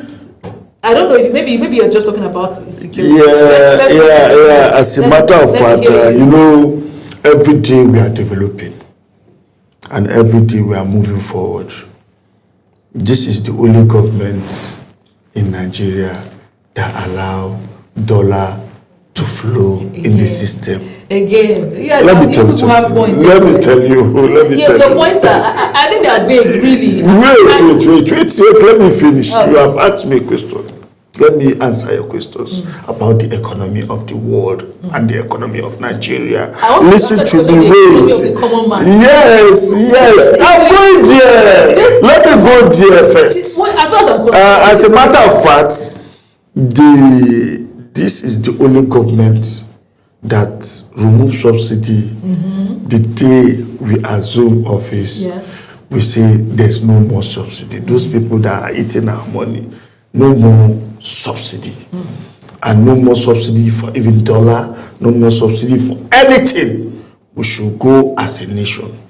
Now, the issue of the war going between Iran and America has affected the crude oil business in the world, not even Nigeria. Now, Nigerians are crying, but Nigerians have never taken a placard to the street. But when you look at Ethiopia, those neighboring countries around us, they are going to the street because the hunger is like 70%. But in Nigeria, at least the president is doing his best in the whole African region. I'm going to tell you this. You can go and you can Google it, you can check it. In the whole African region, it's only Nigeria will buy fuel. With this issue of, let me tell you, with this issue of crude oil crisis in the whole world, Nigeria is buying the cheapest fuel, which is 1,250, 1,260. Are we not an oil producing country? That is why we are buying it like this. When you call your friends out overseas, you will know what they are facing. You know how much it will Now the issue of food in Nigeria, the issue of food in this country, I bought a bag of rice at the rate of 150,000 naira. But now go to the market, even a supermarket in Abuja, you can't buy a rice up to 100,000 naira. The 100,000 that who can afford? No, I'm telling you. At least we have reduced from where we are before to somewhere. But you know, change is a gradual process. You cannot give birth to a child today and expect him to start working. You must crawl. You must have parts of processes. So we are going there. Okay, as much as we say we don't buy back 100,000, you cannot compare 20,000 in 2023 and 20,000 naira in 2026. I told you this. What I will spend 20,000 naira on in 2020? If I buy a bag of rice, so let's say a child that was given birth in 2026, and I buy a bag of rice 20,000 naira now in 2026. Do you know I've almost spent this? How can you expect change should not take place on earth? A child that is giving birth last 4 years is not the same child as 2020, 24, 2025 or 2026. So there's change. There must be a change. We are going globally and we want to meet up with the global world. That is why till today the president is working day and night to see how we can be on top in the whole global market and the economy. Now you Google, you check in the Africa economy, we are number one. Because we have put our money in the system where the dollar and naira are floating, and that is a kudos to the president. We have put our fuel with the world business. If the world is saying, okay, for subsidizing fuel, the president can say, okay, because of the hardship, we are going to subsidize this fuel at the rate of 600 naira per liter. Still, Nigerians will complain. You will always tell me that I should go to the street. I'm from the street. I know the street. I know what is happening in the street. And we know what is happening down the street. So we know that Nigerians are passing through pains, but the pains is better than when you go to Ghana, when you go to Cote d'Ivoire, when you go to Liberia. I went to Liberia, I see how they are spending money. I said, no, I better run down to my country. Because accommodation, just a hotel in Liberia, I will pay $150 per night or $100 per night. Do you know how much is $100 per night in Nigeria, in that place, compared to the standard of accommodation there and the standard of accommodation in Nigeria? You see, there's different. I mean, everything is there. Look, let me be sincere to you. We are enjoying. This is heaven. Nigeria is heaven to me, because I can't live in another country with my money. I cannot even enjoy in other countries. In other African, yes, I travel. I go to Ghana. I know what they are passing through. I go to Cotonou. I know what they are passing through. I went to Togo. I know Niger here. I know what they are passing through. Look, let me be sincere to you guys. Nigeria is the best country on earth, and we are in heaven. We are enjoying ourselves. I really think that APC guys are the most hardworking people in Nigeria right now. No, it's not APC. We are not saying APC. Listen to me. Listen to me. It's not the whole 30 state is not APC. At least 33. We have a PDP state in northwest, in northeast, which is Bauchi, PDP state, and we are praying that God should open his eye and see what the government of Alhaji Bola Tinubu is doing, so that he can join us. That is one. Two, we have Labour Party in Abia State. Three, are you praying the same prayer for Governor Oti? Yes, we are praying for the same prayer for Governor Oti, because Governor Oti knows that the current government are facing the reality. The reality on ground is not, we are not saying studio work, we are not doing AI, we are doing real work. And before you survive, you must go and do hard work. Look, let me tell you something. And we are praying for even what they call it, this governor of Oyo State. Makinde. It's really stubborn. In Nigeria, in this current government, the current government of Alhaji Bola Ahmed Tinubu, the Jagaban of Africa, the man that wants to change the narrative of African continent.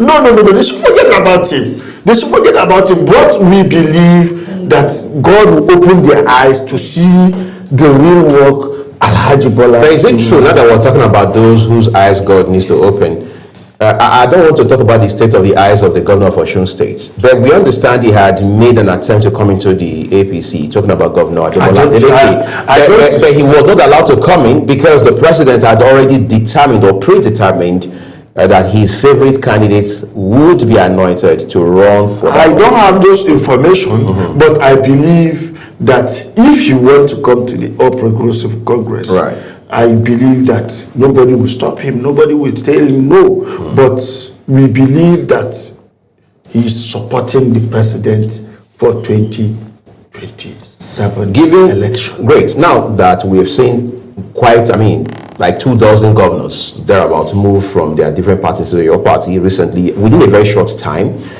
we have seen the chaos happening in different political parties on the opposition front. They are arguing that it is the APC that is largely responsible for their challenges. Does that not support the theory that your party is bent on turning Nigeria into a one-party state? The ADC has said that, Labour Party has said that, at least we have seen the Nnamdi Usman-led faction say that.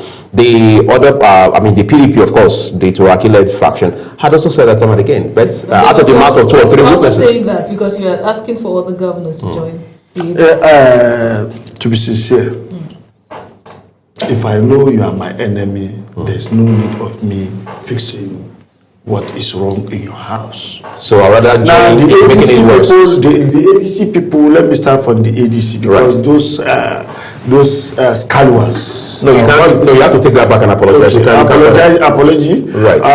Those people that are calling themselves members of ADC that come out to protest to INEC, that they are agitating that INEC must register them. Before God and man, since 1999 there is ADC, and there's structure in ADC. You can't come and move from PDP. Most of you are governors, most of you are senators, most of you are past reps, most of them are. What have they done during their time? What have they done? Is that supposed to be the question? I mean, I'm going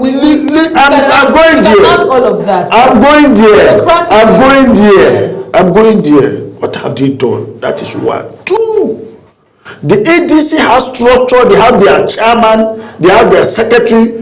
They move from another party to that place and then form their own ADC inside ADC. How? But how are we hearing all of this now? This party has been in existence. As far as I'm concerned, they participated in the FCT area council polls. They were on the ballot. We didn't hear all of these complaints. All of a sudden, we saw the Kwankwaso movement into the party, and we started seeing those everywhere. Why didn't we see this complaint when the city council was running its elections in Abuja? It's on ground. They were part of that ballot. The people went there to vote for them. Why didn't we hear all of that? Why didn't you hear that? Because the original ADC people are involved. Because there's ADC, yes, there's ADC, there's original ADC, so why can't there's fractional ADC. The fractional ADC are not involved in the election. That is why the ADC and the fractional ADC now want to be involved in presidential election. Okay, now the original ADC came out and said, no, we are the original ADC. These people that are claiming they are chairman, secretary in this place, and we don't recognize them. But we recognize our own party, and the INEC recognize ADC and organize. The INEC has recognized their own structure that these are the genuine ADC. Why these ones are fake ADC? But I can't just wake up today and form a global TV tomorrow. I can't just wake up and form another party in PDP where there's a new PDP or young PDP. I can't just wake up tomorrow and say I am the chairman of APC and I have my own structure and I'll say INEC must register me, which is wrong. I totally disagree when you say the ADC, the council, FCT council polls, you had the original ADC. I don't know who you're calling the original ADC, but I know for a fact that Dr. Moses that participated in this election in Amak was seen with Peter Obi at several points. Atiku at several points. And this it can be seen with anybody. Yeah, but listen to me. You can be seen because who signed his form when he's contested? But he was on the ballot. No, I am asking you, who signed his form when he was contesting? Whoever signed his form was not important because INEC did not object to seeing him on the ballot. Because the original ADC knows that is contested. The fake ADC, nobody knows. Where is their office? The fake ADC? Yes, the fractional ADC. The fractional ADC. The David Mark ADC. These same people were people that endorsed Dr. Moses for Amak chairman. Yes. Right? Yes. So what are you saying? Thank you very much. If they endorse him, but the real ADC are involved in his signing of his form, the INEC knows that it is coming from the original structure. That is why they allow him to contest. If it's coming from late ADC, then automatically I know that it's not going to scale. So how about other political? Did you hear that in How about other area councils? Because I believe ADC was also on the ballot across, the area councils in Abuja. Yes, but how many people contested in ADC? Can you mention their names? Can you say this is the person that contested in Buhari? Can you say this is the only place we know that there's people that contested, somebody that contested that has capacity is in ADC is the guy in Amak. That is because Amak that is the one you I know the ADC person that contested in Buhari area council. There are some that contested other area councils. Because of the fact that it's not Amak, they might not be as popular as Dr. Mo. What I'm saying is, why didn't the INEC come up with this controversy during the FCT area council? I told you because the people that contested in ADC, they align with the genuine structure. That is why they have been allowed to contest. So why is it coming coincidentally when because some people because some people want to hijack the party. It's wrong. Well, let's see what comes out of the court rulings. That would in Adamawa State, what happened in Adamawa? Well, we are going to wait to see all of that. Again, like Priscilla already hinted, this is already a subject of litigation. But I want us to now talk about issues around 2027 proper, right? Okay. There's the fear that your party, the APC, might have to deal with what you probably would love to call moles or saboteurs. I mean, they may look like they are working for the president, they are working on behalf of the APC, but ultimately they are going to work against the APC because they feel disgruntled. And I'll give you a hint quickly. So I had a guest on our evening program yesterday, Big Talk, and one of the things they said was, how could the president, for example, pick guys like Reno Mokri, Femi Fani-Kayode? These are people who had, before now, said unprintable things about the president, about the APC, when there are people who generally worked with the president, those who defended him when nobody even believed in him, even in the APC, at a point so bad that the APC didn't even want to give him the tickets to run for the presidency. and then he leaves those people behind, and he then singles out those who had been against him at some point. Yes, it's those people that you call. Are they members of APC? The answer is no. They are supporter of the president of. So you're saying the APC does not have disgruntled members, people who feel shortchanged by the party? There's no place where you will not have people feel bad. Is the president aware of such people? Why not? Why not? And what's he doing to address? Now, when you look at PDP, they have their crisis. Right. When you have APC, we have our own internal crisis. There is no place in the whole political party in Nigeria that there's no one or two crises. But your ability to manage your own crisis in your own way is calm and okay. Look at the PDP. They could not be able to manage some people from ADC immediately. But we have been able to manage our own crisis. That is why we are still together as APC. That is why we are becoming stronger and stronger as the APC as political party. Now, when you talk of people that are supporting the president that are members of APC, they want to sabotage. Even the Jesus Christ who come with the Bible has saboteurs around him. But the ability of managing those saboteurs, I know that saboteurs, is better for him. So now... But you know, it was also the saboteur, to use the word, that sold Jesus. No, you see... that part is not convenient to talk about. No. That is a religion aspect. We are talking of politics now. So plus or minus, every political party has its own problems, one way or the other. But ability for every political party to solve their problem is the best. But we are managing our own. We are telling them that we can still discuss on and still iron out issues. Yes, iron issues. Okay. That is why we call Asiwaju Bola Ahmed Tinubu as Jagaban of Africa, Great. as Jagaban of universe. Right. That is why he's a listening leader. Anything that happened in Nigeria, he listened, he see it, and he's trying to see. I think we're going to leave all of that for Nigerians to decide. But at this point, we'll say a big thank you to you, Umar Farouk, a member of the All Progressives Congress, the ruling party, also a member of the board of the Nigeria Education Loan Fund, NELFund, for coming to share with us this morning. We appreciate your time on the program. We're taking a break now, everyone. When we return, we'll turn to women. Yes, women in politics, the constraints they have to grapple with in Nigeria in particular, and what they must do now to be relevant beyond 2027. Do stay with us.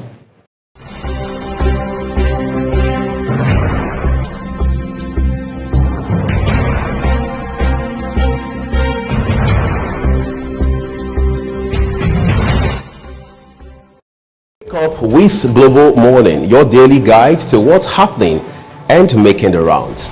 We delve into headlines, newspaper reviews, spot-on analysis, policies, current events, real talk, real issues that affect us all.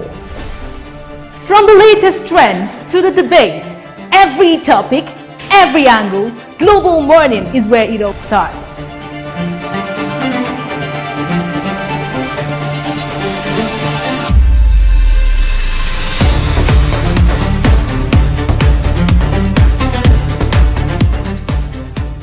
Global Morning, For the latest issues, always on point. watch Global Morning Monday to Friday at 7 a.m. Saturday and Sunday at 8 a.m. on Global Television.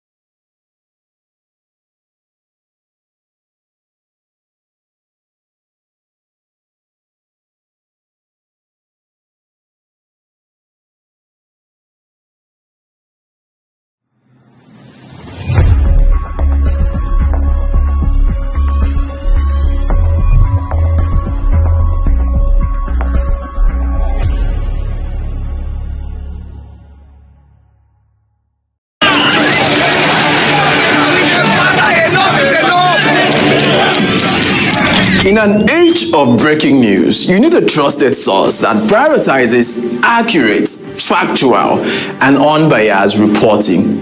This is AM News, and I am Ubong Usoro. On global television, our news is rooted in verified and authoritative storytelling that keeps you educated, informed, and enlightened on all the issues that matter to you. I am Sadia Yakubu. This is Midday News. You can trust our multi-platform news broadcast real-time and fast-check stories for all the big local and foreign headlines round the clock. I am Ramsey Enoch Agbo. This is News Express. Our array of anchors delivers the news to our teeming viewers, breaking it down with context and perspective. This is News Cycle on Global Television. I am Anieti Patrick. And the flagship news is your hub for the day's most engaging stories. This is News Prime, and I am Jumai Manson. Did you miss any of our news rounds? No worries. Catch up at 10 p.m. and midnight, 7 days of the week. I am Mukhtar Kasim. Global TV is on DSTV channel 365 and Star Times channel 276. We're active across all social media platforms at Global TV NG. Global TV News, accurate and unbiased. I'm Uyi Agmofwebe.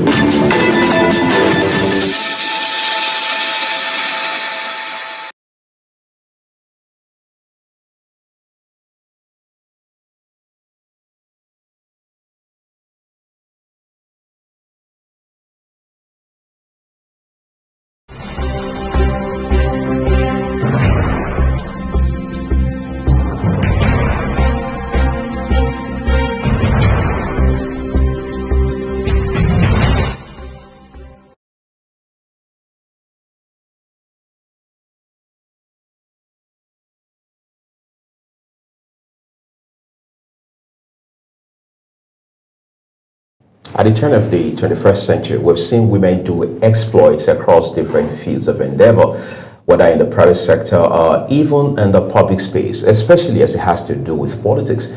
In the case of Nigeria, the last 26-27 years, we've seen women take one step at a time to ensure that they continue to build presence and find traction within the political landscape. As the country inches towards the 2027 general election, questions like what exactly will be the role of women, in what specific ways will women shape the narrative going forward, have arisen. And this morning, we want to ask a few more questions, and we have a woman in the studio to help us find some of these answers. We are honored to be joined by Ambassador Judith Shoibu.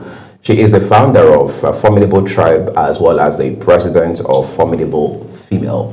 She doubles as the National Welfare Officer of the Social Democratic Party, SDP.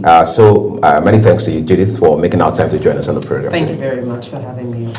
I'm particularly excited because, I mean, it's 2 against 1 today this week. No, it's all right. I will survive. I will. All right, so let's get this on the road real quick.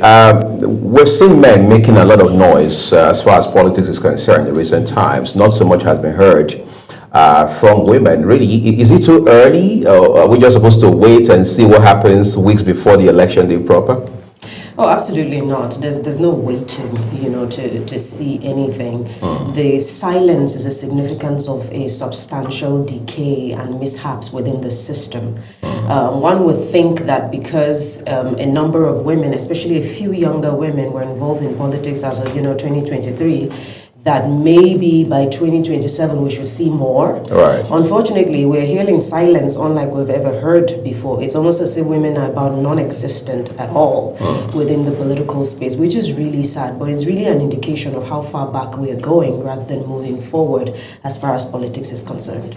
I would want to suggest that this is maybe because of the fact that it's tough for the men. The political scene right now is a bit tough. It is tough. Right, so is it now okay to say, women is expected or are expected to take the backbench, so the power tussle be done by the men? Do we have a chance 2027? Well, women do have a chance if they are willing to take it. And then if there are more women willing to come together and join forces to take it. Because at this point, the territory is so hostile and the waters are so muddy that just a single woman or two women here and there will not get the job done. You need a force to be able to push through the existing narrative. Because you're facing challenges on multiple levels. You have the cultural, you have the stereotype, you have the patriarchal systems up, and all of those kinds of things. And then you have limitation in terms of resources and all the challenges that women face. Then you also have the part where women don't even know enough to be able to show up in the way that they are supposed to show up, and all of those kinds of things. So the challenges are stacked up against women, but it is possible. Women are not just supposed to sit idly by. Nobody ever hands these things to people. You see, especially women, nobody will hand it to you. You have to stand up and fight it. We've seen a couple of African countries coming up. We are seeing Namibia. Whoever thought that a woman would be a head of state? So we're seeing very slow progress. So Nigerian women have to take on the challenge and realize you can't sit on the sidelines, and realize we're in a season that is past commenting.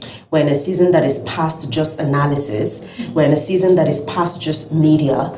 You have to actually put in the work. You have to push for it. If there's a door, when you get there, you have to kick it down. That's how to get the job done. So in reality, it's okay to come out and advocate and talk about these things, but if you look at your environment, do you think there are women that are capable of taking this power? Of course, you said no one just gives these things to you. You have to take it. So looking at your environment, do we have enough women? Do we even have a few women that can summon the courage to do this in the nearest 2027? We have women that can summon the courage. The question is, will they summon the courage?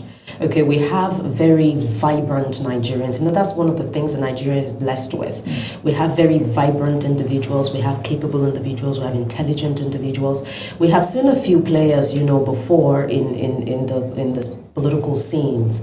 We've also seen them in multiple sectors. They've been there before. It's just, can women pick up the challenge to actually come out beyond just aspiring? Beyond just admiring. You do not admire your way into these places. We've seen the likes of Binani in the past, even if she was governor for 24 hours, that's a major milestone. If you know what Nigeria is like, that's a major milestone. But will she come out again? Those are the kind of questions. Did the forces pull her down? Did they silence her?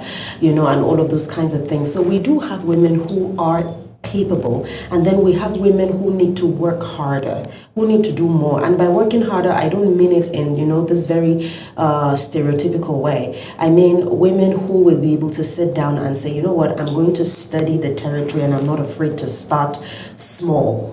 The challenge is a lot of women are thinking, how do I become governor tomorrow? How do I become Natasha? Well, you see, she has her own fair share of challenges as well. No, you do not just wake up and run for governor. You have to start from learning what the game is. Now, not too many women are willing to learn what the game is. And learning what the game is looks like sometimes starting from joining a political party, playing the party politics, understand how a candidate is produced in the first place, understanding the laws and the policies and how they apply before you even begin to say, let me run for office.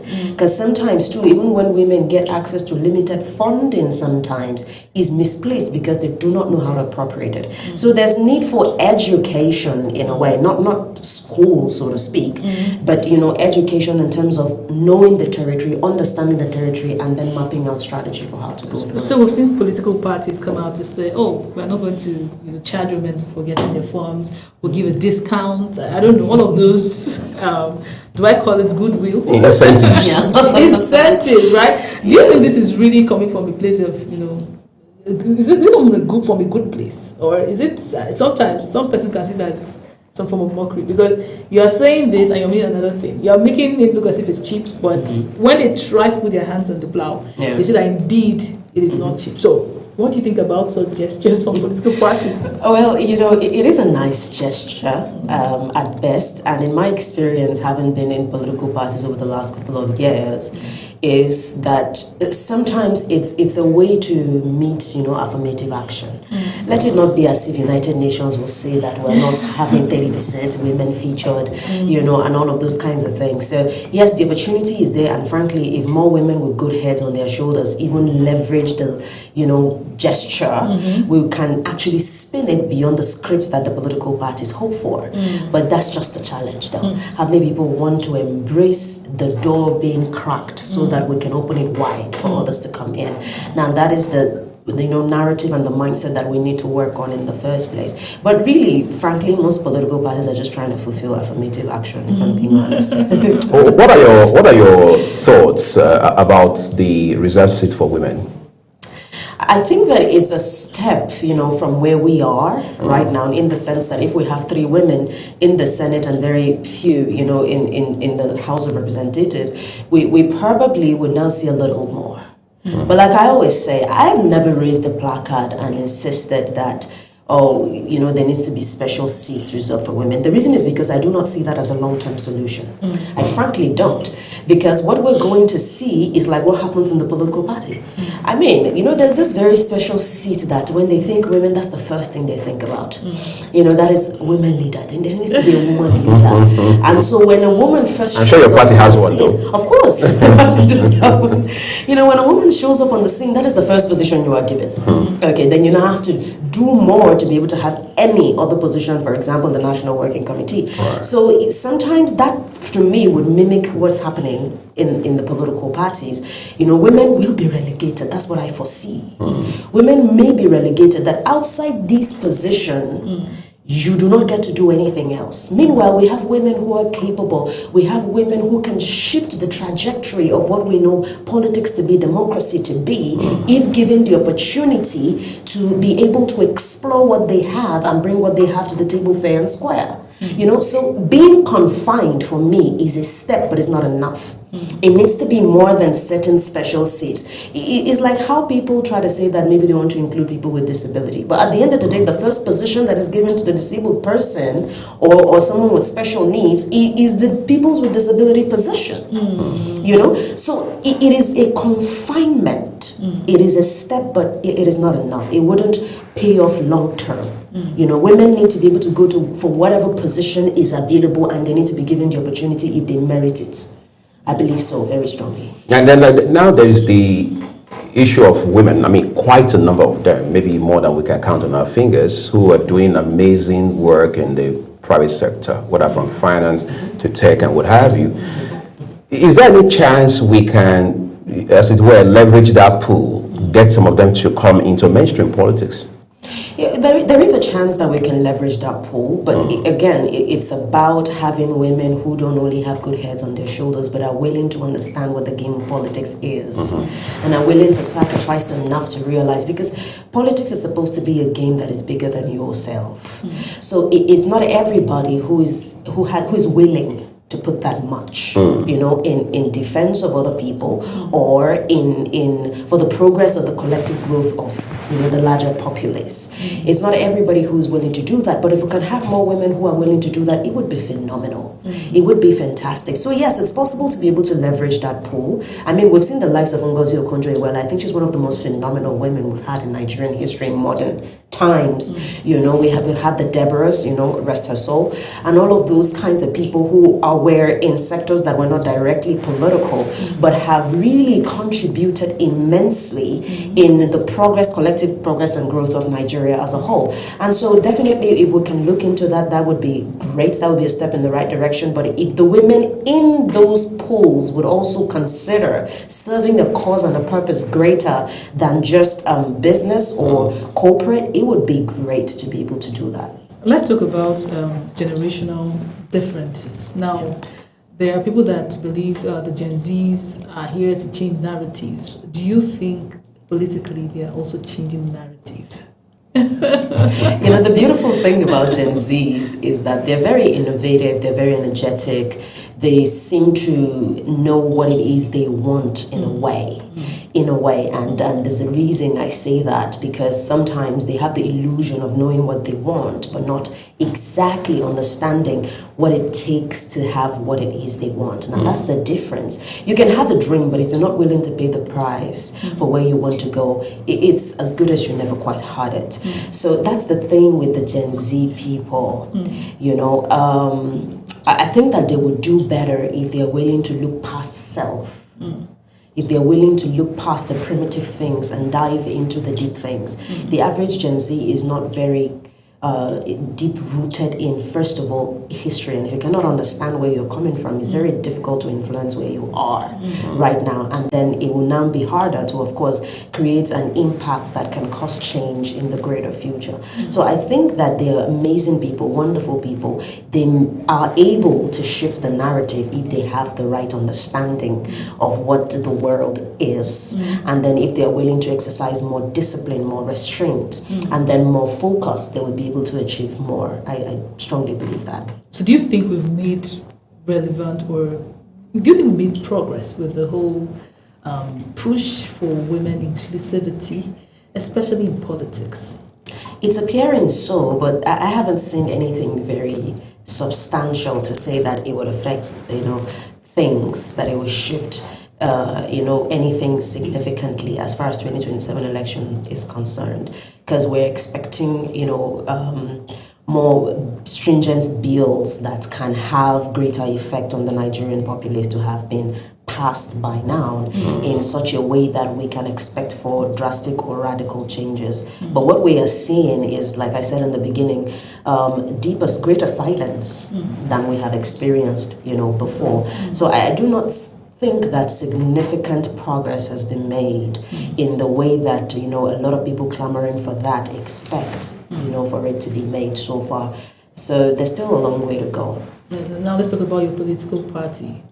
2027, what are the chances of seeing you on the ballot in any capacity? And that is if I want to be on the ballot. Okay. I usually tell people that I didn't get into politics to exactly run for office. If you see me run for office, it has to be by some divine assignment, or it has to be some collective clamor or something beyond me that orchestrates that to happen. I didn't get into political space to exactly run for office. I got into political space to be able to understand what the game is and to be able to develop strategies so that my generation can leave Nigeria better than it met it. That's why I joined politics as far as I'm concerned. Because I believe that you cannot stay on the outside and try to change what's on the inside that you don't even know or understand. So I exist to bridge that, and that's why I got into politics. So I don't exactly, as of right now, aspire to be on any ballot. Nigerian political space is structured in such a way that there's got to be a political party as a platform, as they call it, or some sort of special purpose vehicle for you to be able to achieve your political ambition as an individual. In the case of women in particular, that access appears to be a very narrow window. Do you think it's time women started talking about maybe women-specific political party or platforms or what have you? Well, that may be, you need to put a lot of things in the pool. You need to put a lot of things on the table and then explore and see what works. I think it's harmless to explore that. I do not see it producing a great result yet because of what the territory is like, the limitations, the understanding, how open people are to, affording women certain opportunities and all of those things. So I do not see it being effective immediately. But if there are women who are willing to stick it out the long haul, because sometimes too, that's the challenges that we have, especially as Nigerians and as people who aspire to, I see it in people who aspire to be in politics. Sometimes they do not have the grit and the patience to wait for it the long haul. Everybody just wants the immediate game, and it doesn't work like that. Most of these people whom we see in the greatest level of leadership position as of right now play the long game. So people have to be willing to do that, including women. So ideas like the one you're suggesting, maybe having a political party that is women, and all of that. Just having a political party is not actually enough to get your foot in the right door. We have several political parties. As of right now, we have like 18.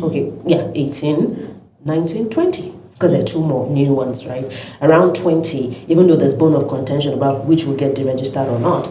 But how many actually feature in elections properly, in terms of producing candidates and then people who get elected into offices? So those are the limitations are there, and so they exist in different cadres. So it's something to play the long haul, it's something to put on the table.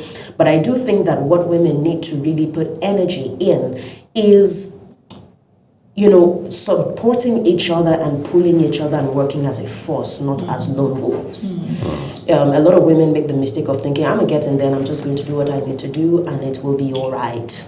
Okay? And then a few who have gotten there, don't exactly understand the place of being able to allow others to join them there. And then especially the older women teaching the younger women what the territory is and how to thrive. So that's mentoring now.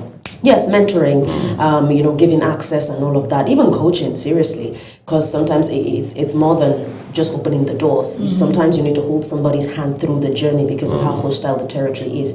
There are a lot of women, older women, who are not very open to that. In fact, what they tend to tilt more towards inferiority complex or superiority complex, as the case may be, instead of, realizing that, the more of us we have, the more power we will have, and all of those kind of things. And also forgetting and neglecting the part where politics is a game of numbers, meaning the more people you have who actually believe in you, the better chance you have. And the greater shot that you have. So it's one of the things I think women need to deploy energy more in getting more people into awareness, more people into political parties instead.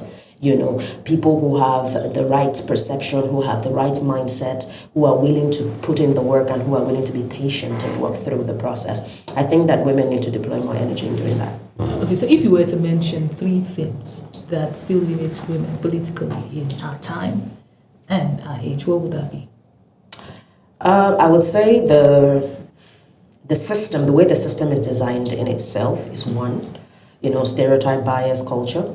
And then, of course, finance, resources, beyond finance, resources in general. That means access, contact, everything else. And then, of course, strategy, lack of strategy. Lack of strategy. A lot of women just think, I'll just get in there. No, you don't just get in there.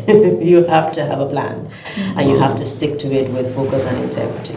Do you think we have male folks that are willing to, hold the hands of women and maybe guide them through this tough terrain or territory? We're getting more and more men. I would say that there are more men in a way. Okay. Yeah, women. I need to frame this properly so I don't get roasted. But you have to be organic about it. I need to frame this properly. We have a little more men in terms of numbers than even women who are willing to kind of open doors for other women. Is that disturbing? It is disturbing. It's very disturbing. We have a few more men who will say, okay, you want this? Okay, I believe in you, especially if they maybe know you or they've seen the work of your hands and all of that. We have a fewer men who are like, okay, than women. However, it's a bit, not just a price. There's that challenge. For a lot of men, there's that challenge. But there are men who are beginning to get more neutral. Like for me, I would tell you, people who gave me opportunity are actually men, not women. Some of the greatest challenges I've faced is with women, in my experience. So far, yes, than even men. Of course, there's the generic ones that everybody's already aware of. But internally, in terms of playing the game every day, I've faced more challenges with women than men, and all of that. But so we have seen a little more men who are becoming more and more open. But if we can have more who would neutrally, be open without any price tag attached to it or any strings and all of those things, I think Nigeria would be a better place. Interestingly, this is where we're going to leave this very incisive, riveting conversation. We'd like to say a big thank you to you, Judith, for coming to share with us today. That's a full circle here on the program today. Thank you for watching. Remember, as always, that the views of our guests across all of our programs are their opinions. I am Uyi Agmofwebe. And I am Priscilla Obasi, wishing you a beautiful day ahead.